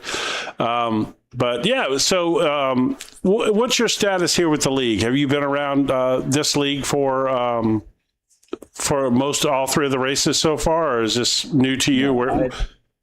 I applied to the league about 5 minutes before practice ended. I've done a few things with the endurance team. They invited me to drive Le Mans with them last year, which was a lot of fun. That was my introduction to the team. Good. I've got to say, probably the best team that I've ever worked with. Well, it's good to see that you joined up over here as well, and hopefully next time out you can alleviate the pedal issues and get your race started. You kind of were already a little bit in the hole because of those pedals, and then having to do that tow really kind of threw you off, completely. So yeah, but it wasn't until probably about halfway through that I kind of stopped having issues with the brakes, because for most of the race I was locking up just about every time I tapped the pedal. We're not locking up like getting into the ABS. Made it real difficult. Well, we're sure glad that you came and chatted with us, and again, I thank you for running a military supportive livery like that. And we appreciate all that those guys do for the United States. And we look forward to seeing you at the next one at, I believe it's Road America. Is that right? Yeah, Road America. Yeah, it is. Yeah. All right. Thanks again for stopping in to talk to us. Of course. Thanks for having me. Yeah, thanks very much, Michael Graham, in 6th place in the GT4s, and well, we've been chatting to him, thankfully. Andrew Fabian, who is also part of the GT4s tonight, has come in the waiting room, and we can chat to him now as well. Andrew, welcome in, good to have you with us, and I'll say congratulations on the podium here tonight, but I suppose it doesn't maybe necessarily feel like that for you. How are you feeling at the end of that race? Not. Embarrassed. And sorry for my shameless plug when you pulled me up in here. Yeah, not my proudest race. I mean, I don't know, man. You know, it happens, but I mean, you really ran a good race today. I mean, you know, you just you kind of ran out of luck there at the end a little bit. Yeah, well, so I've never pulled such a big lead, and I had points in the race where I was like, man, I wish something would happen to me so we could have some battling. Like, you know, I'm not gonna purposefully do anything to kind of bring our field together, because I knew P2 was running a different strategy. He was somewhere around there, and then I think something happened to him, and I was like, oh, I'm all by myself. But no, I got a slowdown and an off track, and it was 19 out of 20 to the black flag, and I was too busy crying about that to serve my slowdown. So, yeah. Oh, my goodness. Had to stop and hold, came out right into the heat of the moment, and I was like, oh, man, I got to chase these guys down. And then I got my black flag drive-through. So, yeah, double whammied at the end. Well, and to go back to earlier in the race, you know, you and Stephen Smalley, those first two segments of the race, you were having a fantastic, you know, I won't say battle because y'all weren't swapping spots as much as, but you were bumper to bumper, staying right with each other. And then ultimately, if I'm not mistaken, you took the lead after, I don't know, maybe 15 or so laps when he got a slowdown or something, and then he stayed behind you for a while. And then I don't know if you actually saw what happened, but at the he ended up getting rear-ended by a GT3 and spun out of second place. Yeah, that's what I heard. Felt bad for him. So in the end, you know, not that, again, I said it on the broadcast, nothing to do with you whatsoever, but there was a slight bit of, you know, justice for him in the sense that he was able to get back up there because it really was no fault of his own that got him out of that battle that you two were having, which was fantastic, by the way. That first stint, you guys were nose to tail. You'll see when you watch the broadcast back, you were primarily, I couldn't cut away from the picture-in-picture just because I didn't want to leave you guys battle. Yeah, so I actually had a bit of a strategy there where, I mean, I didn't save any fuel, but my idea was, let me get behind this guy and wear him out. You know, it's a long race, and there were some spots where he was quicker than me and some spots where I was quicker than him. And I was like, all right, well, go ahead. I'll just dance around in your mirrors and put the pressure on you, and we'll see, you know, an hour and a half from now if you're, you know, drenched in sweat or if you're good. But yeah, we ended up getting pulled apart, and I would have sat behind him for a long time, just messing with him. Not messing with him, but, you know, putting the pressure on and giving you guys a good show. Yeah. But yeah, I'm glad it shook out how he did. I'm glad he got the win there. Much deserved. So. Yeah. Well, congratulations for yourself on getting on the third place here tonight anyway, even though it maybe could have been a win in another world tonight. But as I say, thanks for chatting to us, Andrew, and congrats again on third place tonight. Yeah, thank you so much. And by the way, we cannot drag up from the other things. Neither one of us have the ability to do that. So if during the off week or so, if you could straighten that out for us, because we couldn't pull anybody up tonight. We chatted to Andrew there. I moved him out. Oh, you did? Oh, well, that's sorry. all right. I thought I was, He'll hear it at the end either way. Yeah. We have to message. I should have messaged him after last time actually, because this is it. But I had Tristan going down and asking people, so I did think about it again. But anyway.